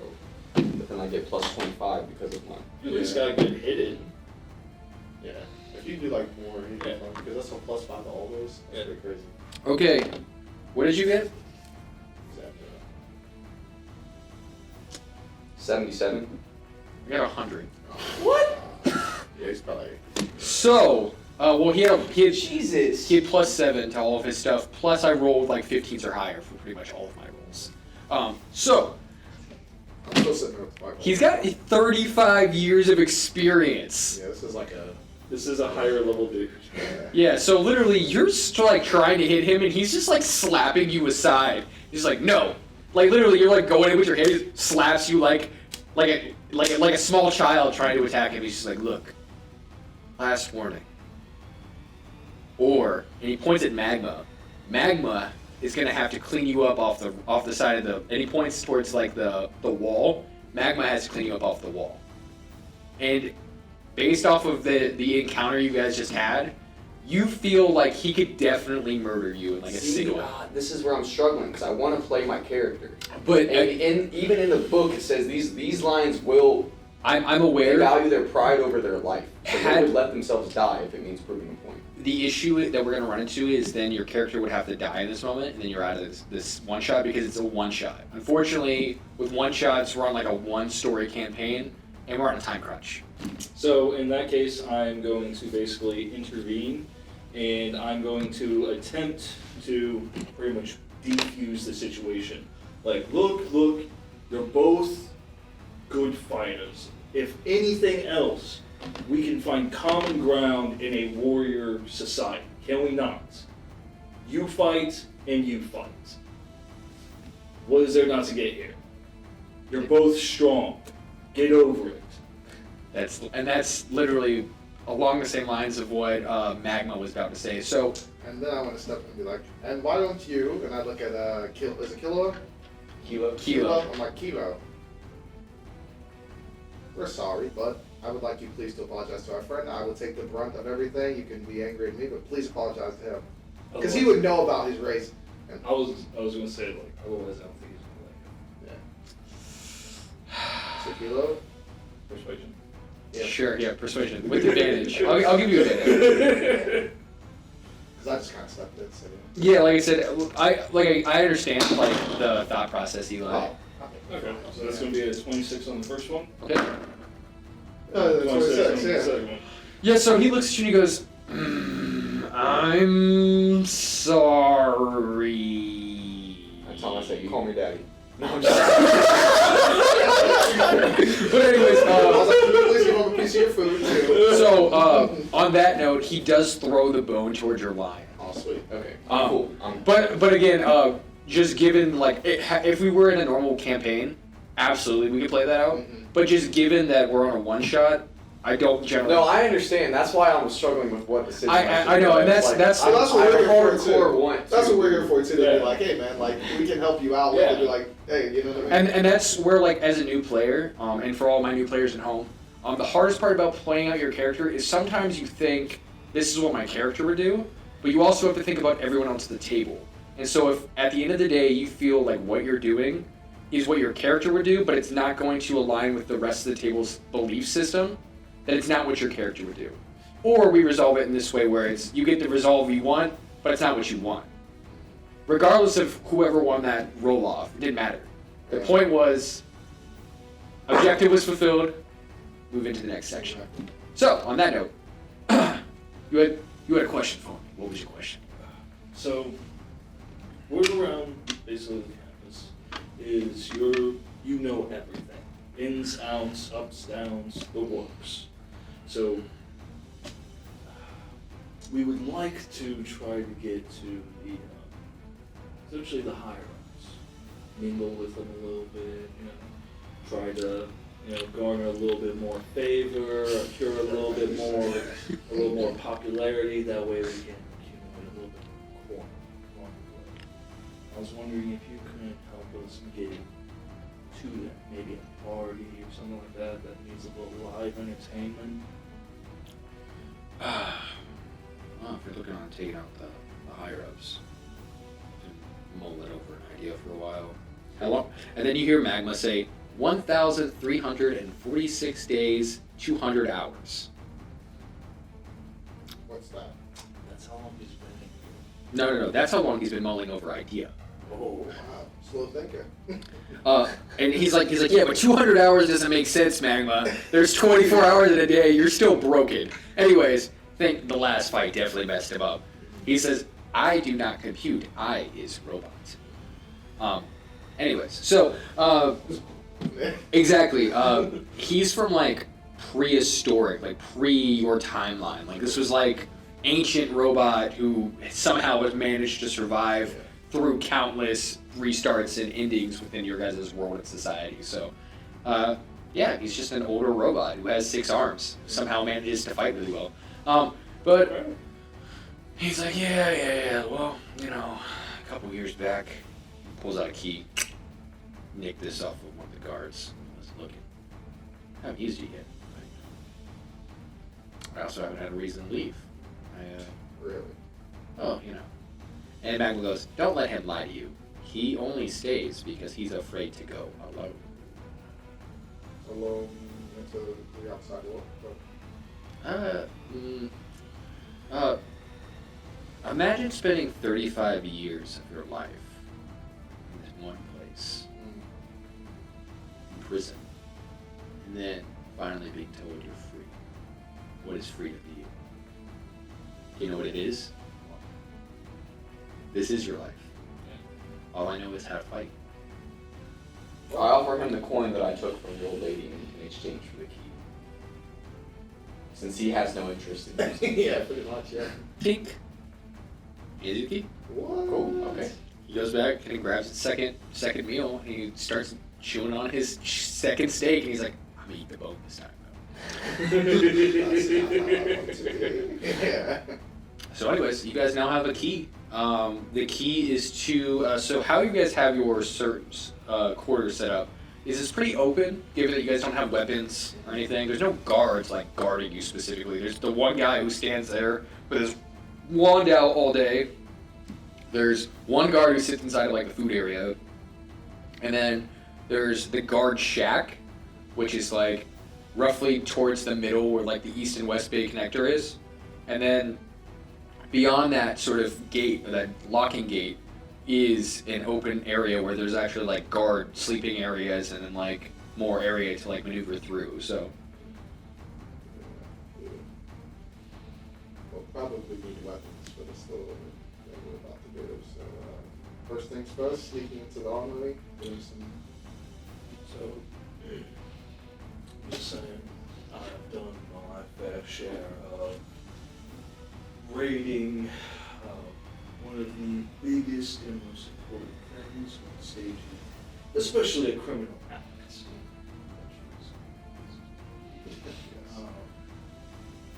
We should case things, go through, see where the guards are, watch them, see what shift turnover is, basically, gather as much information before we yeah. Well, let's get it going. I can do it. So Kilo goes on to say, he's like, look, you guys fought today, you probably won't fight for another week or so. You got a week to scope out, do whatever you want to do, or go fight again. It's up to you. Do I know what the guy's face who was holding up the wand? Like, was he a free reign? Like, what would, like, as an employee, like, what would he be? Like, he can actually, like, walk around freely? He looks like he's like a bottom feeder. Oh, he's... Okay. Think about it, he's a dude who stands there all day with his arm out. Okay, can I do a history check and see one of the guards who were, like, at the entrance, like, one of the, like, guys who was, like, kind of, like... Yeah, so go and do a, not a history check. But, like, something I remember. Do a intelligence-based roll for me, because I want to see if you can remember one of the guards that you would have seen whenever you were in the pits. Okay, yeah, that's a 20, a dirty 20. So you would That have... was before we got in. So we also saw guards when you've been in, and you know one of the lead guards is a bald-haired human who was the one who was like calling the shots when you were in the fight pit before you got in here. There's also a bunch of other guards you also like could have thought about like changing into along the way. So you have like 4 or 5 faces that you have kind of stashed away based off of your sort of background. You guys all go to sleep for the night and I'll figure it out. I'll case the jar.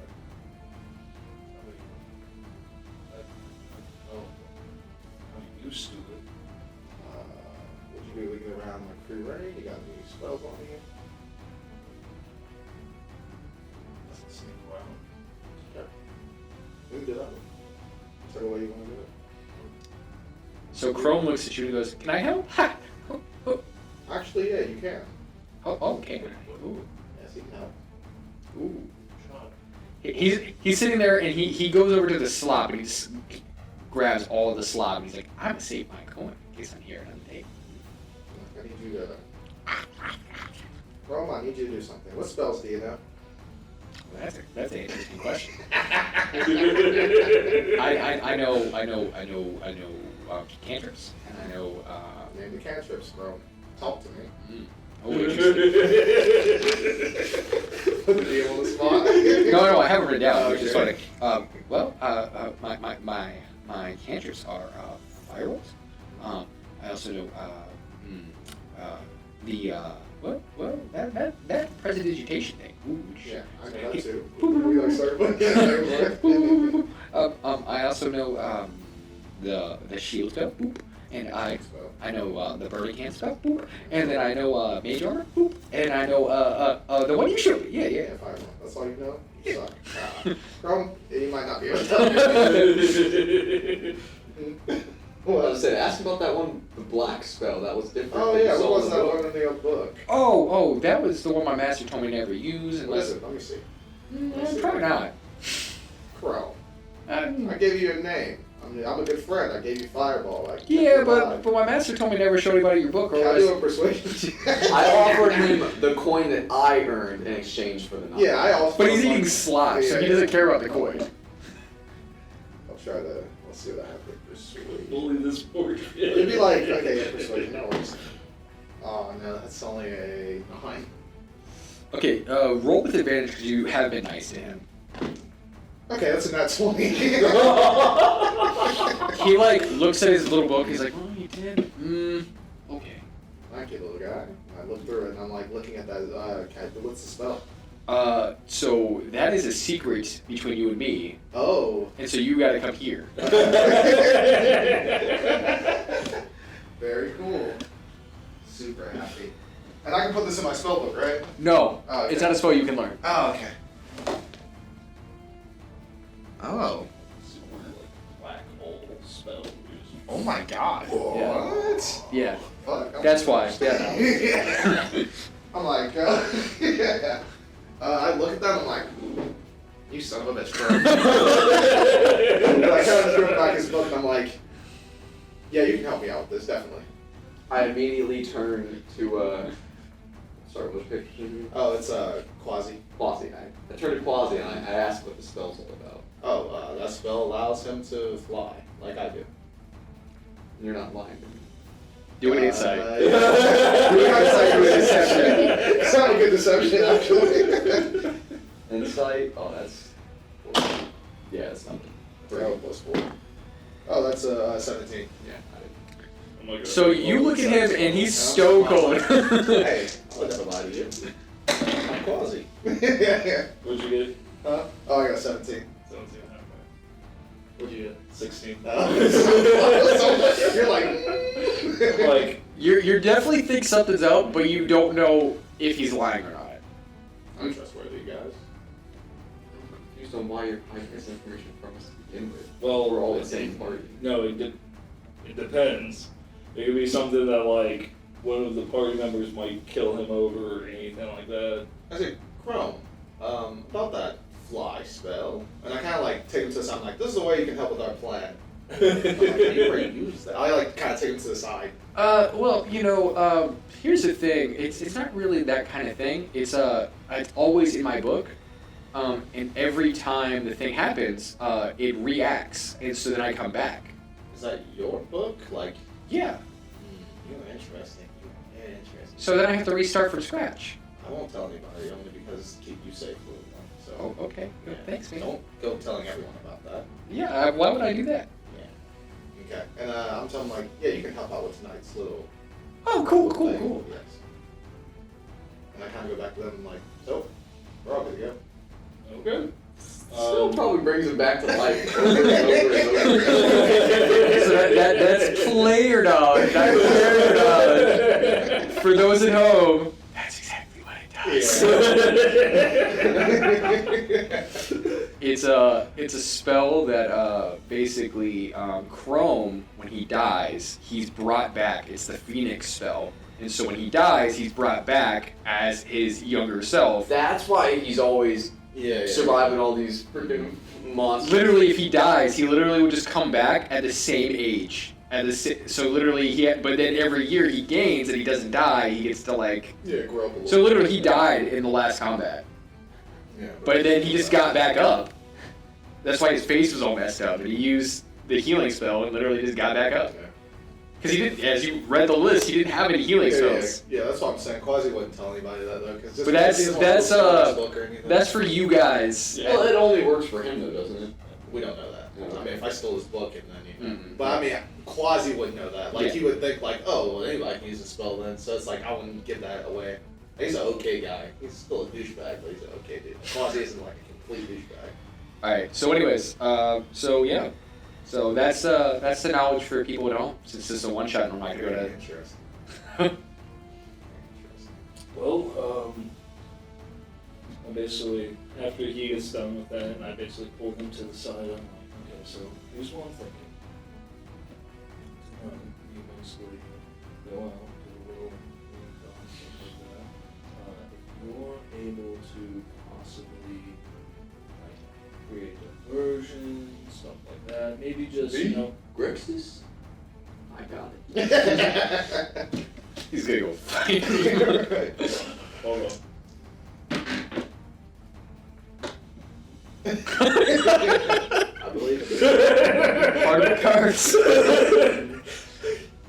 At that point, he's like, yeah, he's got it. Yeah. I call it a diversion. Just let me know when. Yeah, okay. So I say we wait until tonight when basically, like, most of like the guards are probably going to be asleep. Basically, like, the only thing we have to worry about is shift turnover. If they like come get woken up, go and play stuff like that. But it should have the like least amount of people possible during like the hours. I like this plan. Yeah, Crumb's it. He's my sidekick. He's like hugging your leg. Yeah. Oh yeah. Child. Yes, and that's why he's coming with us. I want him to stay here. It's a snack that I can eat over and over and over. Marku's just sitting there like, why is he here? Marco's like, yeah.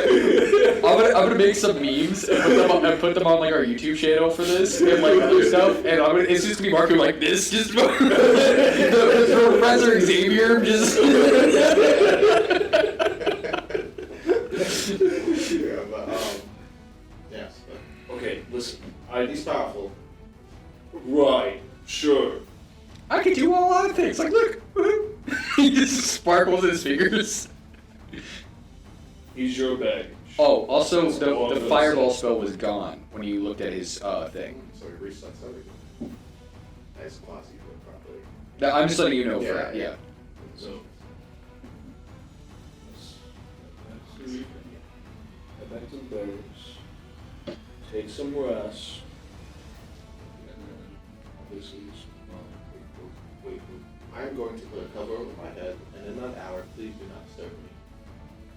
okay. Okay, that's all I need.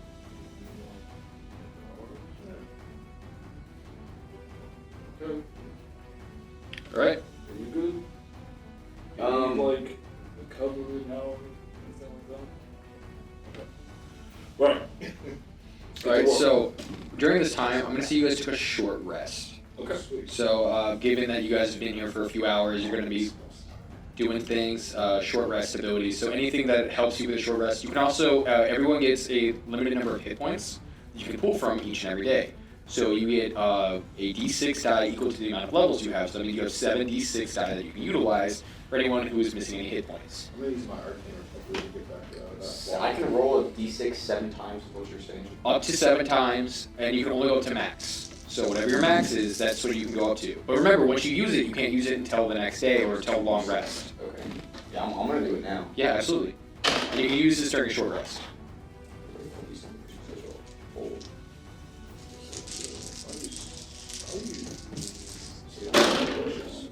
I only need one probably. Yeah, I guess I have a lot, so I'll use 2. Mine would be 4. All right, so during this time frame, you guys take your 1 hour break. You guys are moving into like your different things. On that note, I'm gonna take a small break so I can go to the bathroom real quick, and then we'll jump back into it. All right, and we're back. Welcome back. Alrighty, so after an hour, you manage to change your face. You spend some time going through the outer areas of the sort of area of like the cage. Just kind of walking through the gate. And you're like, hey, let me out. Hey, what you doing in there? I thought you got off a couple hours ago. All right. And they kind of jingle the keys and kind of. Do a perception check. Perception. 1. So, do you have dark vision? No. So, given that the quick change of light from light to dark, you kind of stumble around in the dark and you kind of like slip a little bit. And as you slip, a portion of your face kind of slips off. As you like forget what their face looked like for half a second and then kind of like force it back into position. I'm like, and then I just go and search around some more, and I'm just like, where's the entrance to the, what was the place called? So you're looking to go through the guard station. You want to go down into the animal pits. Yeah, that's right. And then you want to take that straight to the elevator to go take the elevator straight up to the top. Yeah, Because the higher ups basically like to utilize the elevator to go down and see their new dope monsters they can send at their fighters. Yeah. Quick question, that key that I obtained, what did we find out what that key was for? The key is to the elevator. Is the elevator? That's where you're headed? Okay, well, we'll just grab the key. Yeah. Okay, so yes, you literally have the key to the elevator. It's like a. That's that gotta come with me, that's so you can tell me about everything going on, like, get later, run down. You've been here like what, 6 years and you don't know? I want to see your knowledge, Hulk. All right. Or you fired. Do an intimidation roll with advantage. Let's see what you Yeah, +4, so. Okay. Okay, so that'll be a 13. Okay, do a performance check for me. I think I have a +4 to that as well. Yeah, I do. Okay. Oh, just one? Yeah, just one. Okay. There's only one. Okay, so that'd be a 15. Okay, so you literally, between your performance and intimidation, this guy's like, all right. Yeah. So anyway, so this here, and he's like pointing at different cages with like different monsters. There's like a giant like hill giant and one just kind of like sitting there with a giant battle axe, just like shaking the gate like, let me out. But he's like doing it in like 3 words. So he's like, let out, let out, let out. You see a sort of a bunch of like humanoids, like humans, kind of just like bandits, like chilling in the corner. It's like, boy, you gonna give us some good food around here? Or we just gonna sit around all day with our fingers up our asses? I like to hit the show your ribs. Up yours. I spit at them. Yeah, so you spit at them, and they're kind of just like, I don't know, there's not much I can do about that inside this cage. Show your giraffe. And the guard's like, shut your mouth, or I'll give you half rations for the rest of the week. And they're like, hey, is it true if we kill these guys, we get to go away free? Is that a thing? I can rather keep walking. I love the sight of trash. So yeah, that's like the understanding. It's like if these people are like people who committed crimes or felonies and stuff, and if they manage to kill one of the elite gladiators and survive through a round, they get to go released. So these are like your most willing of the unwilling. Anyways, so maneuvering through, you see like a manicore kind of just chilling in a corner. You see an assortment of different types of animals, just like various strange monsters. That's the guy. So, since I'm poisoning you, where are the keys to all these cages? You know, situation. Well, What you didn't want. you would have that key. Exactly. I'll keep moving. So it'd be like in the. He goes on to say it'd be like. He'd go on into like say it'd usually be in the guard shack inside your office. You usually keep it there. It's like a master key to unlock. You have access to all of them, and then specific guards get access to like the key vault that has like individual keys is like key number 118. You're like, key 18. Anyways, so Where's the office? it's the office. He goes on and he points it up there. He's like, you know, up there where you drink your coffee every morning. Where's the emergency exit? And as he says that, Just give him a quiz. all right, I'm gonna give you one last out. High or low? Shoot. Let's go. What do you guys think? Hi. All right. So as you look off into the distance, you notice your current face drinking coffee, looking through the window when he says your office, and he points up towards it, and there is you drinking coffee, and he's like, I need you to roll for initiative. But this is speed initiative because it's 1v1. So high or low? Oh, you're gonna do the roll off. Okay. There we go with those bad initiative rolls. So remember, you're gonna roll. No, I'm just rolling. You're gonna do a roll off. What are we rolling? 5d20. I'm rolling like what? I'm gonna give you dex because you have to beat him out with speed. Okay, I got you. This is gonna be bad. Okay, no, we're starting off good. So we got a 18.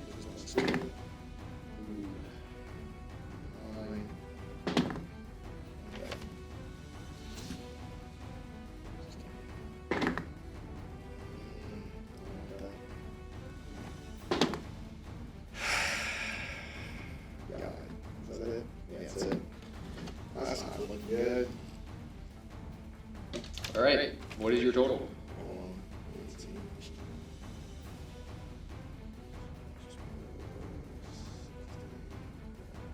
58.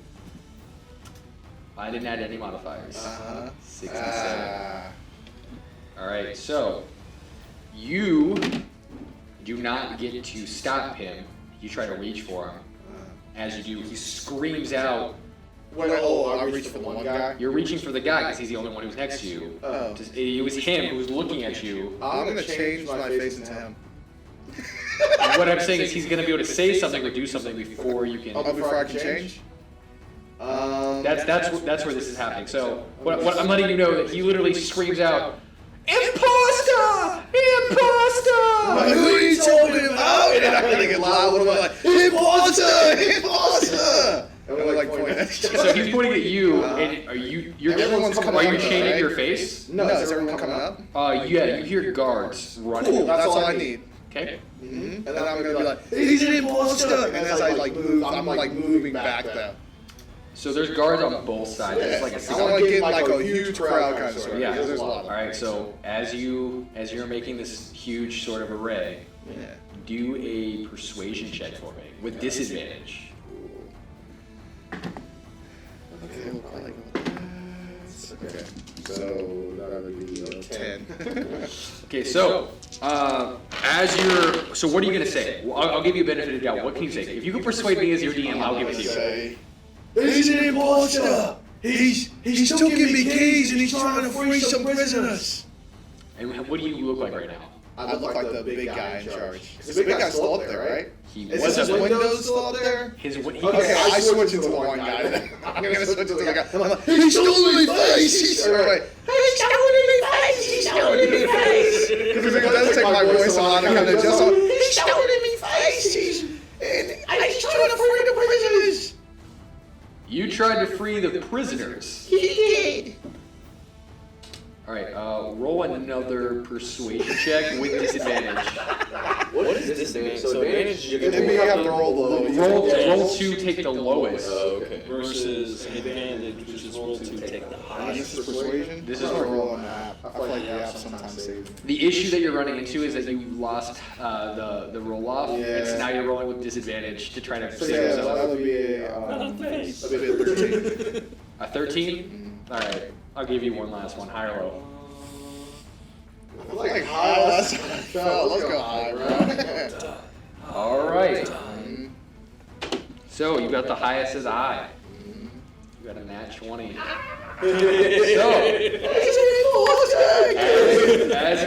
say that, they look at you, they look at him. Exactly, I'm the real one, and he's a fake. Look at him. The head guy comes out and goes, "What seems to be the problem here?" This man stole me face. I should him a good licking. And he looks at him and he goes, and then the guard goes, no. Look, he was you, and now he's me. And he's like, hold on. You mean to tell me that this man was me, and now he's you? Exactly, it doesn't make any sense. Well, I'll murder anyone who wants to be me. And he points at him and he's like, take me to the dungeon. And he literally snatches this dude up, and they pick him up by the arms and pull him out, and they're like, we'll find out this answer. And then they point at you and they're like, look at you, and they're like, now, if you're lying,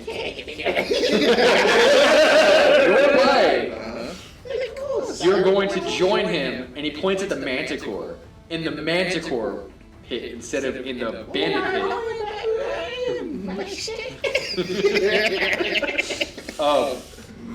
Do a sleight of hand check for me. Okay. I don't think I have a good slide in hand. Okay, I got +2 to it. Okay, yeah. 17. You manage to take the keys off the other guard. And then he looks at you and he says, you said he took your keys?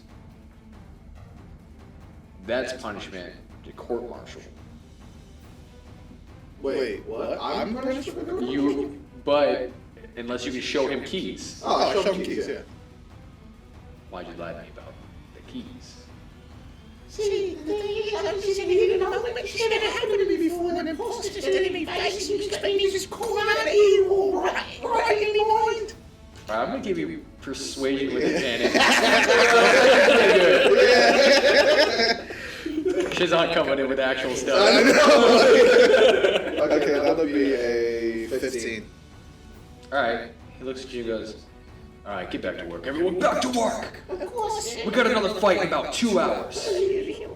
Then you hear the announcer voice coming, ladies and gentlemen, get ready for the East Side! Boys! Yeah, after that, I'm like, actually, I'll go investigate a little more, then go back. Yes, you go and you can see where the elevator is. It's at the end of this hallway. You've gone down like 3 or 4 floors to get to here, but the elevator is like right past the guard station door. Yeah. So it's not like you guys are just gonna like walk past all the guards freely. And that's what you find out before you head back in.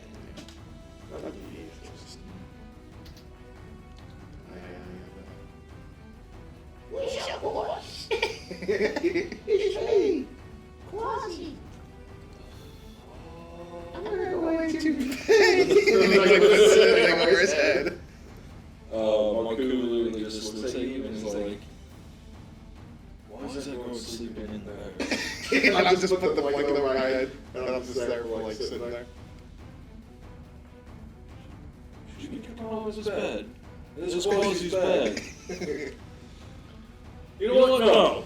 He stands up, he walks over, he grabs the mattress and flips it out. He's like, get out of his bed! Midway, if you do this, I am mid-transformation, so I do not look like Quasi right now. What? Yeah, I'm like yeah. I'm like pale white skin, white hair, white eyes. Am Whoa, what are you doing? I'm mid-transformation, man. Hold on. Let me, can I do like an intelligence check to like... Determine if you can even understand what you say. Yes. That's fair, yeah. Wow, bro. Well, I think you're just some dude sitting on my buddy's bed. Like, get out! That's a 10 for intelligence. I would say that you understand that Quasi said that they could do something. You understand that Quasi left looking a different way. And so you're able to determine that this is probably Quasi, but Quasi probably lied about who they were originally. And then I changed to Quasi. Chill out now. Okay. I saw someone who was you get in your bed. Was really okay with that. Yeah, of course. Yeah. I understand that. You do that? Yes, I often do. Yeah. I'm not Quasi, but now I am Quasi. I choose to be Quasi, and that's who I am. Who's Quasi? If you're not Quasi, dead man.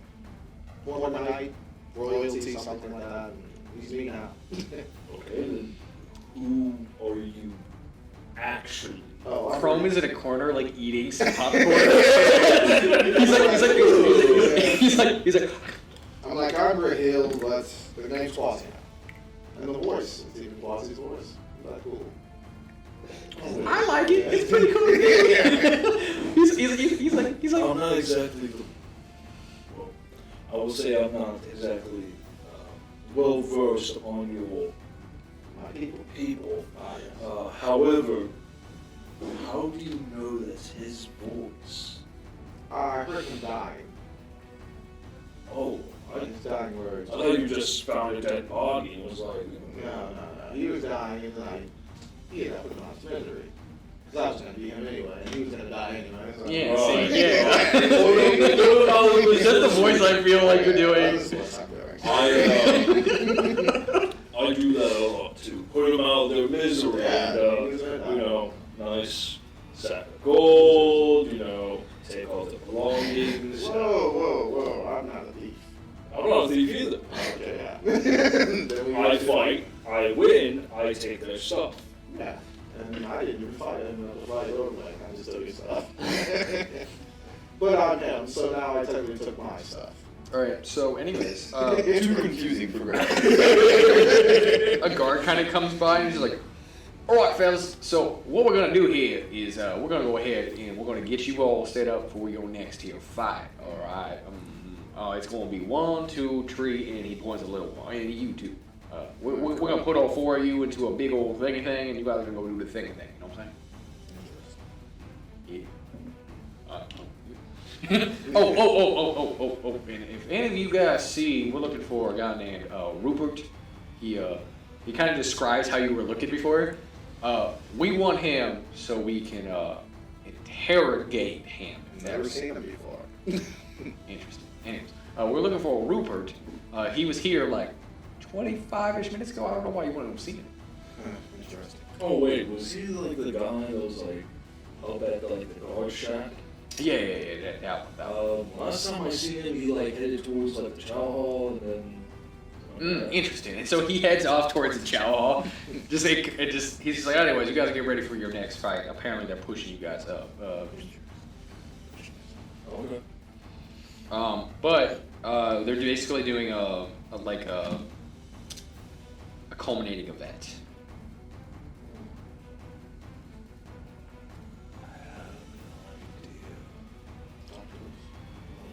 Instead of going on to the next event, we take the gear and we bust out of here. Years I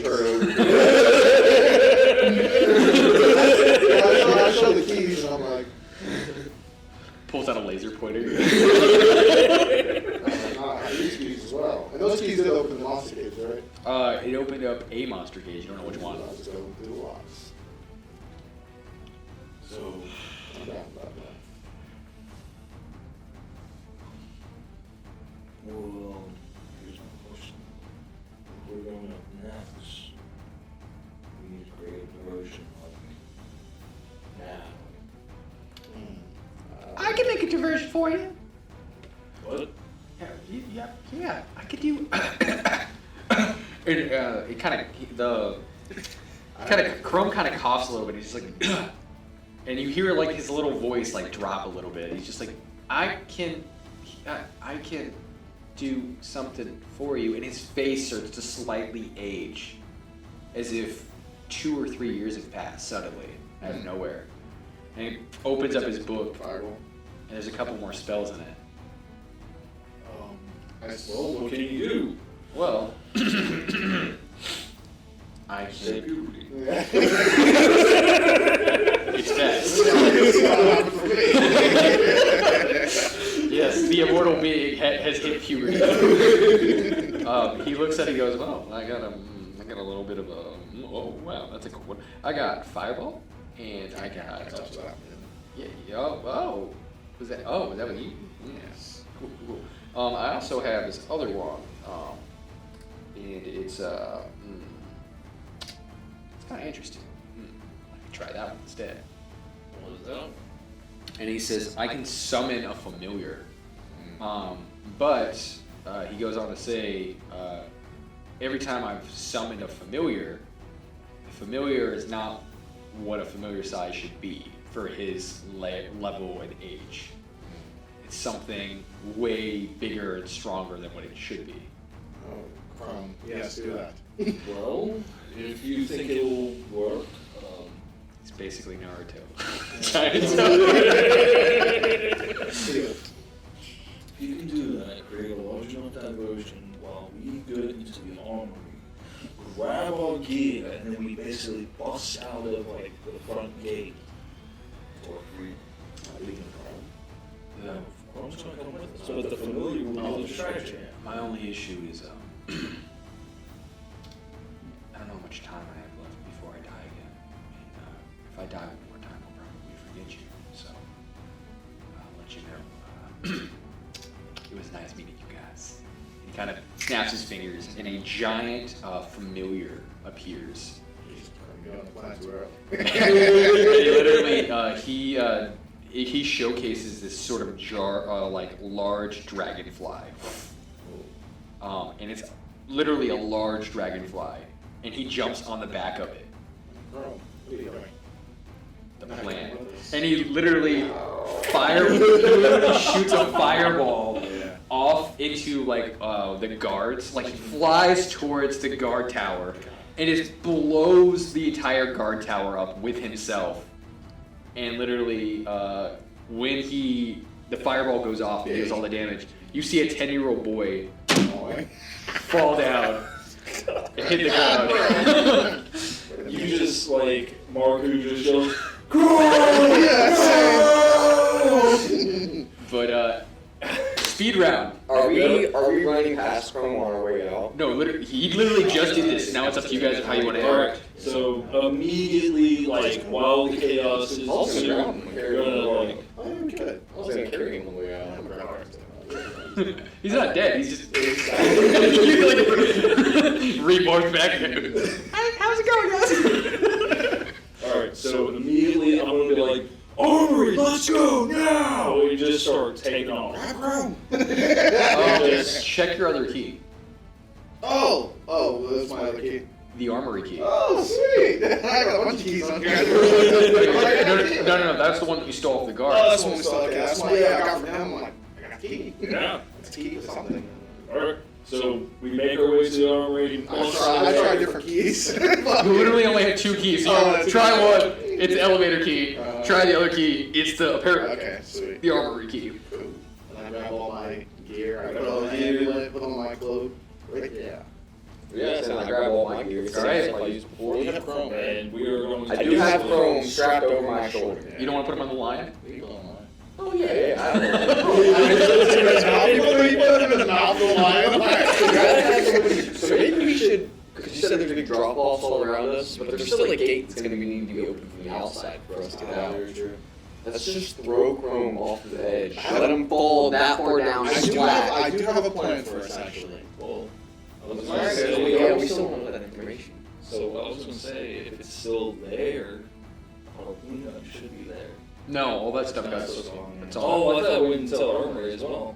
Oh, okay. No, they don't. They swipe away anything like specific items. But you do see a couple of bags prepped inside the armory that are going out for the next event that have not been placed on their locations yet. Is there a reason to straight shoot up, like, into the sky? Huh? Is there a reason to straight shoot up into the sky? Yeah. Like, you just leave?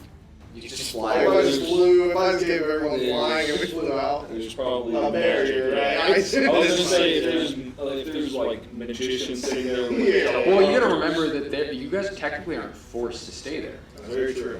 and not everyone usually has magic, so you technically could just probably fly.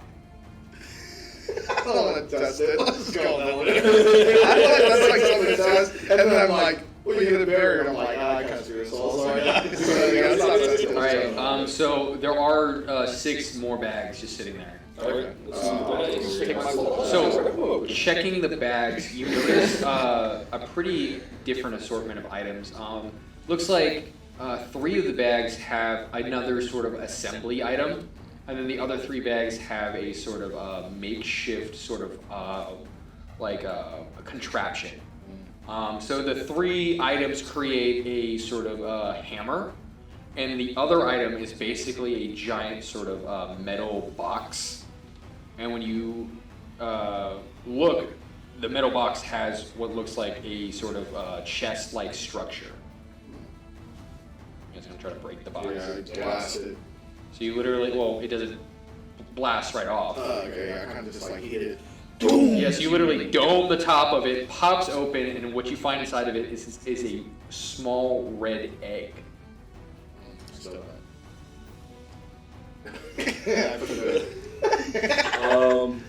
just crack it open, eat it. Oh, I'm sorry, not red. It's white. It is white egg.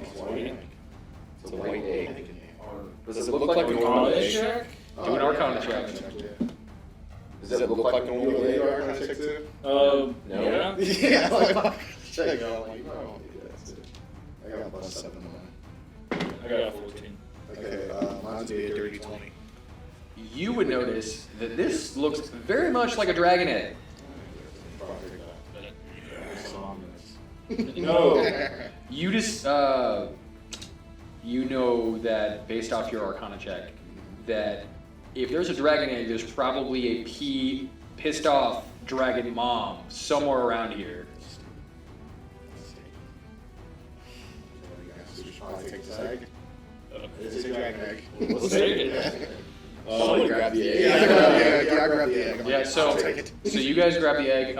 You see it's chrome cracks back into place. He's just like, "Hi guys, who are you?" I'm your father. Your name's Chrome. Let's go. I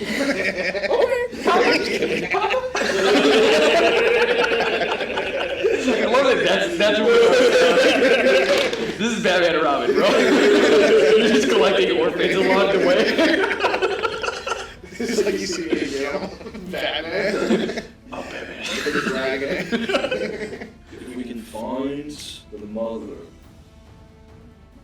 if what I read in some of the books I read on the way,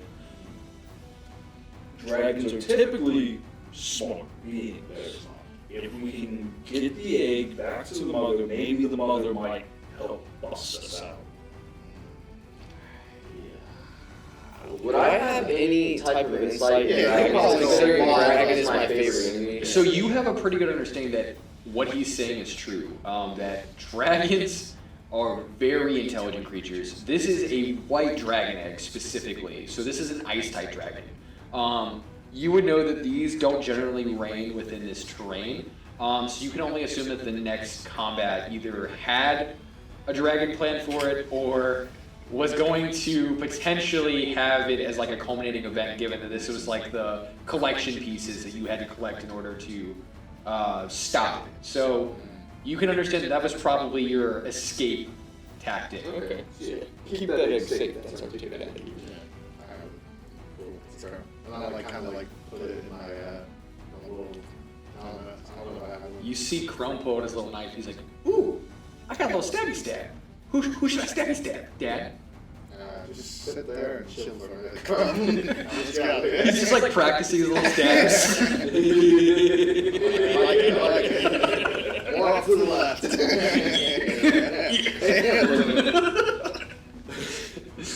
So as we start like dashing like down the hallway, I'm literally going, okay, you're like, which way is to the pit? Like, That's right. So you go up, you go down. You do hear a loud, you would know to be a dragon scream, which sounds like help or like in pain. On the top story, like they've shifted it probably its large cage up to the top story, getting ready to like put it onto the thing. It's across from the Hill Giant, which is probably another one of the events that they have coming up. Cool. My other favorite enemy is the Hill Giant. So Hill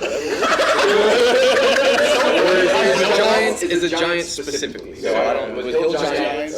You know what's funny is I didn't even think about that, but I was building. But I was thinking, like I've had this built for so long that whenever I was helping with your character, I was just like, yeah, choose these because these make sense like logically, and I was like, oh yeah, those are the enemies. I didn't even like think about it. While we're running, I want want to tell me prestidigitation can do this. I want to make a copy of the egg. I don't know if it can do that. No, not a copy of the egg. It can make like you could probably make like a crappier version of like one of the keys, but like you couldn't make a copy of an egg. Because like maybe minor illusion would be a better choice to like make it, but it wouldn't be physical. Yeah, because then it would be able to grab it. Okay, we can keep on.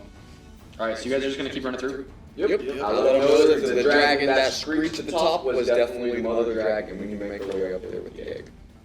Do we want to use the egg to get the mother dragon? Is that the plan? Yes.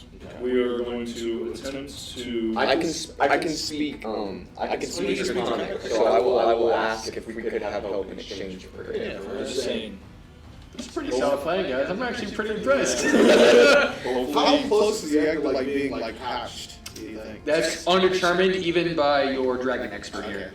Dragon eggs can go anywhere between 100 years to like. It just depends on. There's only a certain number of dragons within the world, and so when that number reaches 0, or it'll hatch in order to replace the previous dragon. So it's basically like a reincarnation process, but it's like less. It's not like the Phoenix style. It's more like lay a whole bunch of dragon eggs, and then when a dragon dies, and then the first generation's all dead, and the next generation starts. Yeah, essentially. Which is why, but dragons live thousands of years, so it's hard for dragon eggs to be born. Like most, like elder dragons will create a whole bunch of eggs as their children, but that'll like one of them will replace them. So hopefully one of them survives their lifetime in order to like, which is why they're generally placed in like, you know, really secluded areas away from people and things. Yeah, you don't just like keep it inside your treasure hoard like, yo bro, here's welcome to MTV Cribs, this little baby replacement here. Sorry guys, had to show my age there a little bit. Dude, I can't believe I turned 27 next week.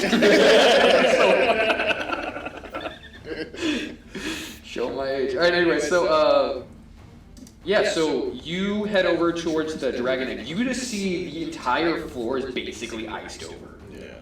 Even like the hill giant is like shivering across in its cage, like me no like cold. Shoot fireball. I fireball. You fireball the like in his room. Like in his room, you know? No. He's in the cage.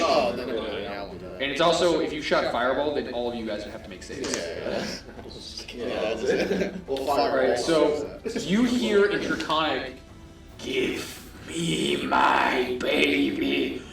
And another ice blast just sort of shoots out. Alright, well, I gotta stop them from moving any further. As a blast shoots off, and it actually freezes the hill giant inside of his cage. And he literally just falls over. Shatters. Just shatters. I yell out in Draconic, we have your egg, will you help us? I will not help thieves. What'd you say? We need to convince this dragon. No, what did she say though? She said she will not help thieves. Why?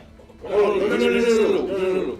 Tell her that we are not thieves, that we recovered her egg from the ones who originally stole it. We are captives just like her, and we want to get out. I turned to the dragon, and I pretty much reiterated. So, the reiteration is acknowledged. The dragon stops her breath attack, and she goes... And you just see the ice sort of like leave her breath as she like exhales. She's just like... How may I help you? We are just trying to escape. Give me my child, you shall have your request. If you can get me out of this cage. Oh, wait. You have another key. Yes. Let's try it on the cage. Okay, I tried on the cage. Doesn't work. I have Anybody lock? Because somebody mentioned you could manifest. I can't manifest a body, but I will do that.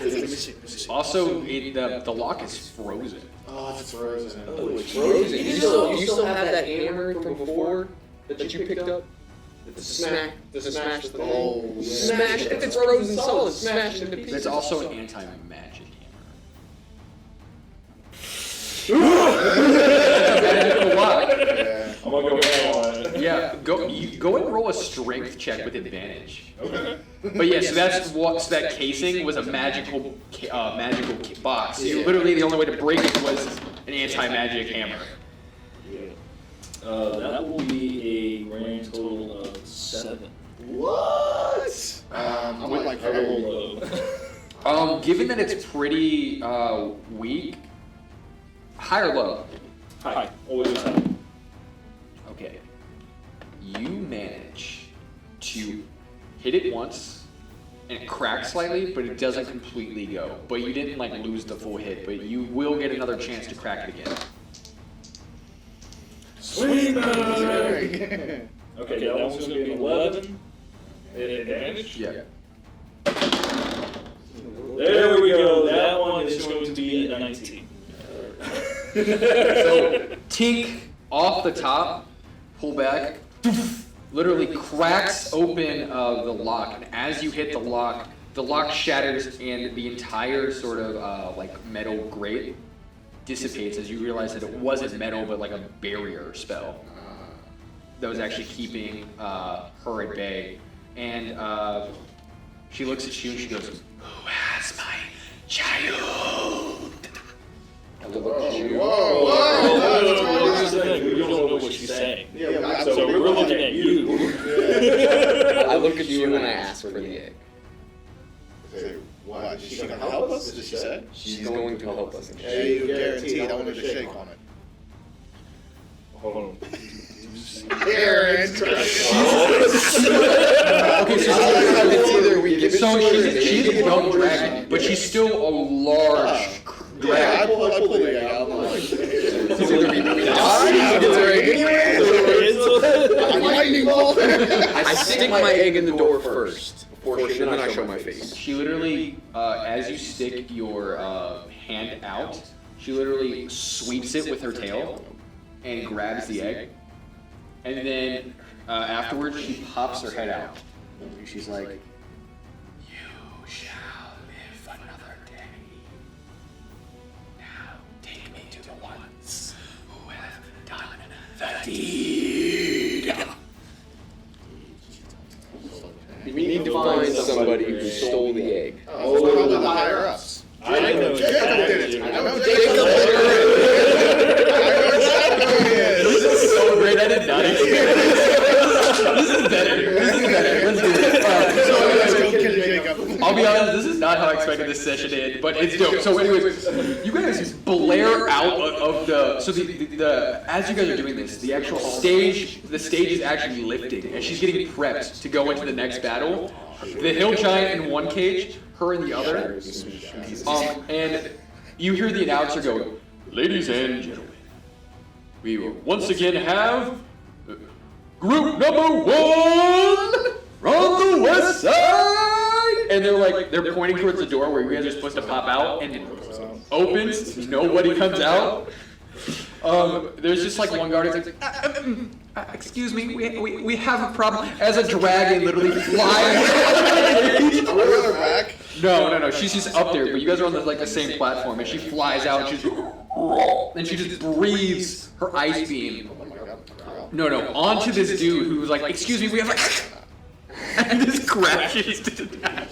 And then you see Jacob literally look and goes, "Oh shit!" And he literally jumps up. As we're like going up the platform and everything's like kind of going on, I'm gonna cast fly on myself and go straight to Jacob. Like I'm flying. Yes, you're literally flying towards him. As he casts fly and I see him like starting to go up, I take basically the magic breaking hammer and I toss it up to you just in case there's a magical barrier. You might be able to smash through it. Oh, sweet. I guess you could probably. How big is your character? You're the only one who, between you two, could carry it. He could not carry it. It's too heavy. So if you're going to cast fly, you won't be able to carry it. Yeah. Cast fly on me. Let me fly over there. Well, I was thinking to cast it on the tiger or the lion, and we all just fly up. The lion would be able to hold all three. I was going to say the dragon is probably what's going to get us out of here. Yeah, we just need to break the barrier. Yeah. Either cast fly on him or me. Okay. Who has a higher strength? Literally, 6 seconds going by. Jacob's getting up. You see his. I want to get Jacob. I like getting Jacob. He can tell us how to disable it. Is that right? His assistant's getting ready in position. Seeing 3 of you What guys. is he doing? What is he doing? He's physically getting out of his chair. This is in 6 He's not seconds. like run back. No, he's literally. I'm telling you, this is in slow motion. 6 seconds. He's literally jumping, getting up, going, oh shit. His assistant's drawing his blade, getting ready to fight you 3 in a dragon. Oh, okay. So Yeah. I'm going to point at him, and I'm going to toss him the hammer. Cast fly on him, that way he can go there. If there's a barrier, smash it. If not, he might be able to smash the guard. Okay, I'll cast fly on him myself. I'm going to Jacob. Alright. I don't care how they stand. Yeah. Alright, so you Pounce up in the air and start flying with the hammer ready to swing. So literally, as you're going, you do see the glimmer. You would see it, the glimmer of the arcane focus. You would not be able to see it, given that you don't really have the knowledge of magic. But you'd be able to see a barrier spell put in place. Or actually, I won't cast fly. I'll cast fly on him. I don't care about that. But I think it's a 4th level spell.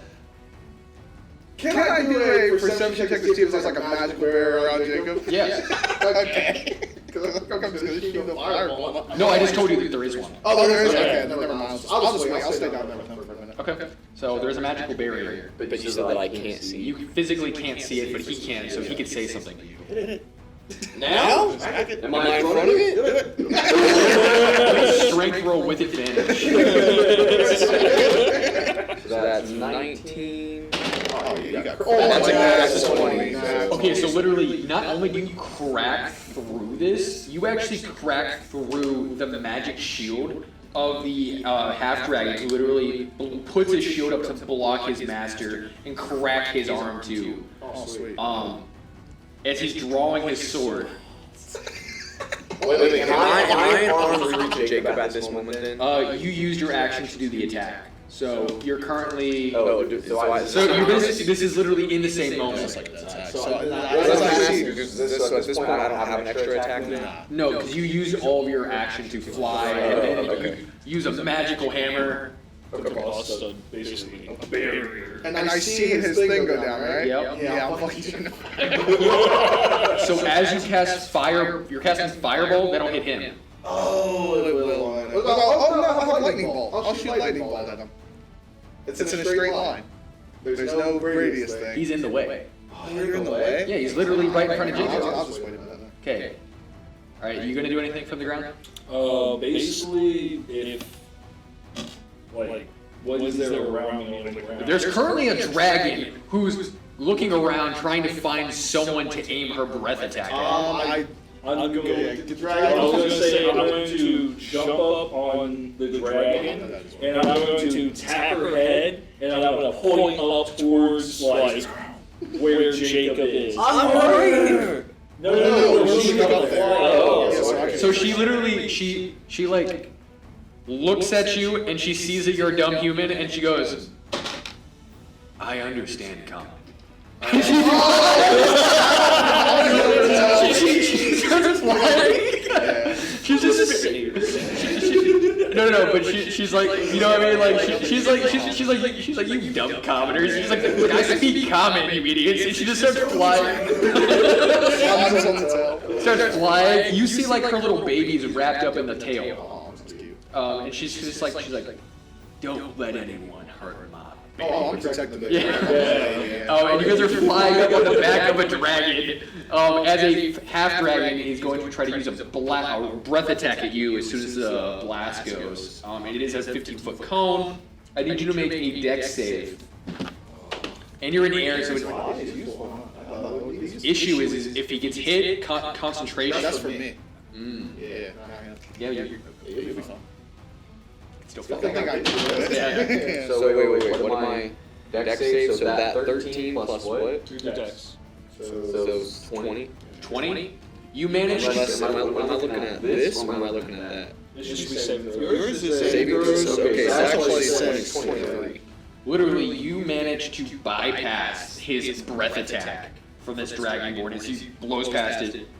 You guys coming in on your ice dragon, literally kind of dodge past it too. She kind of just brushes it away with her wing, just like, puny little half dragon, you'll never get this. Bro, I feel like this is Aragon's. As you guys are flying in, literally you bypass your friend. You're gonna just jump on the dragon, or you wanna like? You can fly. Isn't Jacob still in front of me? Jacob's moving back now because the dragon jumped in the way. He's basically like guarding him, and so Jacob could like try to get off. So he's still within the same room, so you can still try to attack him with your distance weapon. I'm not trying to attack him. I was trying to grab him. Since I'm way up in the air, I was going to grab him and literally hold him over. What I'm saying is that you can't physically grab with your arms, but you're still within reach of your weapon. I was going to say use your chain. Yeah, you can literally... Yeah, that's fine. I'll use the hook portion to literally try to grab him and pull him. Do it, let's do it. Let's... Why are you running? Why are you running? That's a 16. 16. That'll hit. Yeah, roll for damage. Are you just trying to do a strength roll to pull him? Yeah. Okay, so then on that note, you have to do an opposing strength check, so you're going to roll a d20, and I'm going to roll one, and we have to see who gets higher. 15, 20. Literally gets pulled forward. As he does, the half dragon kind of like pushes him back, ripping the blade out of him, out of his like chest that you had attached to him. He's just like, "No, sir, you can't go." And he's just like trying to like defend you off, and he's gonna try to make another swing at you. He's literally going to miss as you're like flying around. Can I take my javelin out? You sure can. Basically, just try to harpoon this guy. Do an attack roll. Yep, go for it. 17. That hits. Roll for damage. How close are we to the thing? Can I like jump off the dragon? You're like maybe 10-15 feet, so you can try to jump up and try to grab it on the ledge. You gotta make dragons satisfying. I was gonna fly up with him and literally drop him. You literally just you kind of stab him in the shoulder, and he's just like, no. It's just holding him strong. Okay, then I would like to basically run off the dragon, bull rush this guy, and then basically try to shield bash him like down. Basically, That'll go to your next turn. It's on you. I'll slap the dragon, be like, throw me onto the platform. She literally just throws you. I need you to make a dex save for me to see if you can actually get aimed at being thrown. That's a 1. That's a 1. I'll be honest, that's a longer cast 1. Well, the issue is that you would lose concentration during that moment. Why? I'll roll for concentration after, right? You need to roll for concentration, which is what I'm saying, that because you naturally failed, you have to automatically roll for concentration. See if his fly spell is going to stay up. Oh my god, I just rolled number 1. I did say I was like, So you are currently falling. You can get a save on him to save your friend. Yeah. I need you to do it. I need you to try to do it. It's your dex versus your strength. Oh. On my turn, I guess I could have entered a blade song to just have advantage plus 4 to that, but either way it's a 1. It's because you threw yourself at the dragon. Yeah. Alright, so you're going to roll a dex save to see if you can save, and he's going to do a strength to see if he can save you. I got a 12. Okay, before he tells me what his roll is, I need you guys total to get at least a 25. I got a 24 myself, so. Yeah, so you're fine. So literally, as you're falling, you kind of grips onto you, as you're now currently falling to the ground, and you literally get saved by your friend midair. Wait. Where are you standing? He's flying on the dragon. Okay. So, no, he's like coming up, and like you're falling, and he literally puts his arm out, and you Wait, grab so on. did the dragon throw me onto the platform or no? You're getting thrown up into the air currently, and you're in the air because you failed. You were doing backflips, distracted, and so now you're currently falling as well, and then you're casting fly on yourself. So Actually, no, I'll just Misty Step onto the thing. There you go. Yeah, because bonus action. So now you are on the platform Oh my next God, to the red dragon board. Who moves over to you and tries to stab you? He's gonna try to make his attack action. He's gonna do. What did he roll to hit? That's gonna be 17. Oh, shield. There you go. Yeah. Beef. Kinks off. All right. Now he's gonna go for his second attack against you. Armor class. It's a 15. Alright. Well, I'm in my blade song now, so it'll be a 19. All right, then he's gonna hit. He's gonna do. Yeah, this is like my improv like combat where we just like keep pushing forward. He's gonna do 10 points of damage to you as he slashes down on Too you, bad. and then he's gonna charge his second breath attack and try to launch it at you two flying. I need you both to do another combined dex save of I need it to be at least 35 because it's a straight line. Once advantage on all dex saves, good thing. Okay. I got 24 myself, so as long as you got 11. Oh, I got one. Alright, so you manage to, literally while you're pulling him, this breath attack's coming, you pull him out of the way and you literally launch him onto the back of the dragon. So now you're currently hanging on the back of the dragon as well. Your lion, unfortunately, is still at the bottom, like looking up like, wow. Oh, yeah. I could miss these stuff. Also, Chrome is on the ground, heading your lion. It's like, So where? Okay, so Jacob and the Dragonborn are still on the platform, and we're all on the dragon, basically floating right in front of and he's on the platform. So platform, you both are on the backs of a dragon in the middle of the air. Okay. And you guys just used your bonus actions for this turn to basically save that second time. Okay. So now we're going back into combat, so now it's on your turn. Okay. Well, I want to at least use this ability once. I want to use my roar to try and basically make. Everyone in the area, including the dragon you're riding on, would have to save. What is it? Really? I thought it was only enemies. Well, your dragon isn't an ally. It's like a. The roar is like an area effect, so it's like you wouldn't want to use that like hypothetically if you like moved forward away from your allies to use it. What is it? It makes them all basically do saving throws for a fear check. Yeah. I feel like Dragon Class. I must have read that wrong. I could have sworn it said that it was enemies. I mean, I was thinking. you can go for it. I'm not gonna tell you no. I'm gonna roll for the dragon. Well, I don't want to do it if it's gonna. Yeah, it's gonna if it's gonna affect you. That kind of defeats the Yeah. purpose. The point is to make them all scramble, not us. Yeah. It won't make them. It will only potentially make the dragon scramble. Yeah, I feel like I want to make the Dragon scramble. No, yeah. How can the dragon be scared of fire? You never know, man. I'm gonna do it. That one. It's possible. So rolling this, it says Constitution 14. Is that what I need to roll, or is That's what they have to get as a save. okay? Oh, I don't roll anything. No.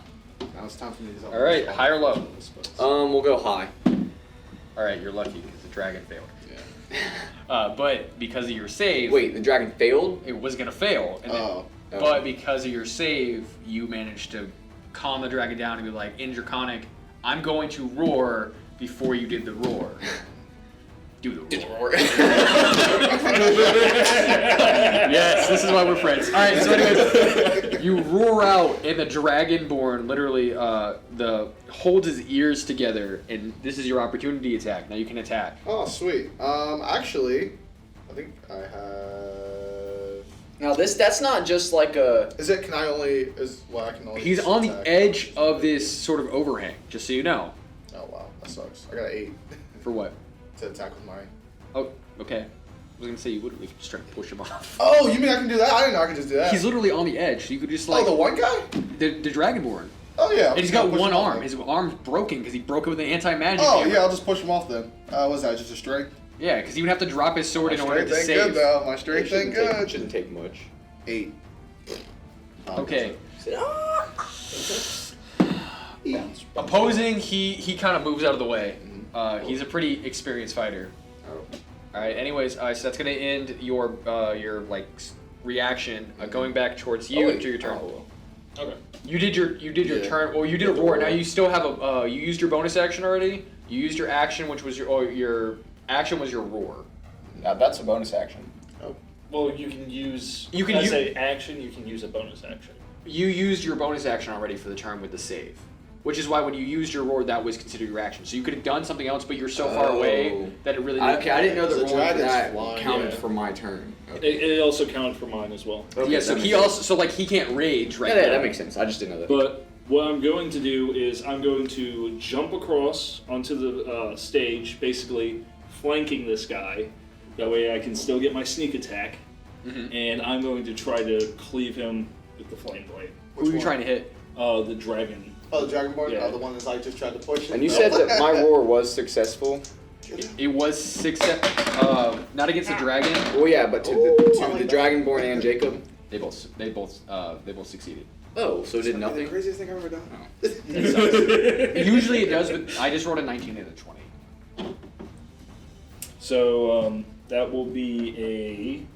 But it's still a really cool ability. I like it. With like low level stuff, like had you guys gone into like the actual Does fight. Jacob look strong? No, he looks like a little coward. Cool. I got 23 to something hit. for us. Huh? 23 to hit. That hits. Roll for damage.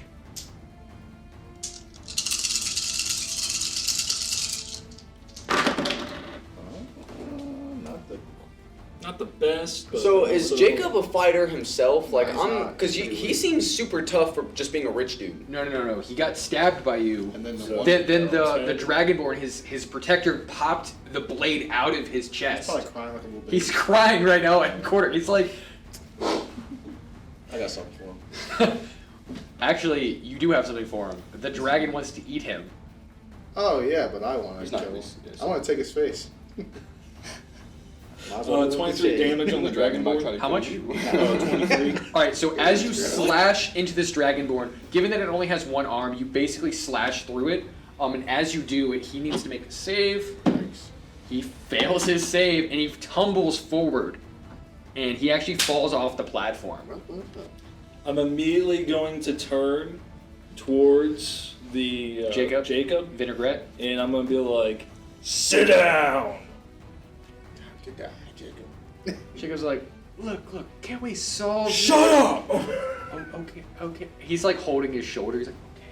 And he's poisoned, so he's like, you see like, the bleeding. So it's like actually bleeding out of the wound. He's like suffering a lot of damage right now. He's having a tough day. He's never been hurt before. Oh yeah, I want to go up to him. Since I guess will it be my turn now? It's actually the dragon's Oh, the turn. dragon's turn. As the dragon moves up, and she speaks in Draconic, and she goes, "You are the one who took my child, are you not?" It's not She says, "Son of lion, is this the one who took my child?" I look at you. I'm like, I yell out. Say the to Dragonborn. Jacob. You done fucked up. "Son of lion, is this the one who took my child?" It is.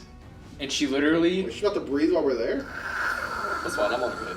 she literally Close, though. charges her breath attack as she's about to breathe. Lady, It's all rage. She just sees nothing but white because she's we're right there. This is okay. You want to know why?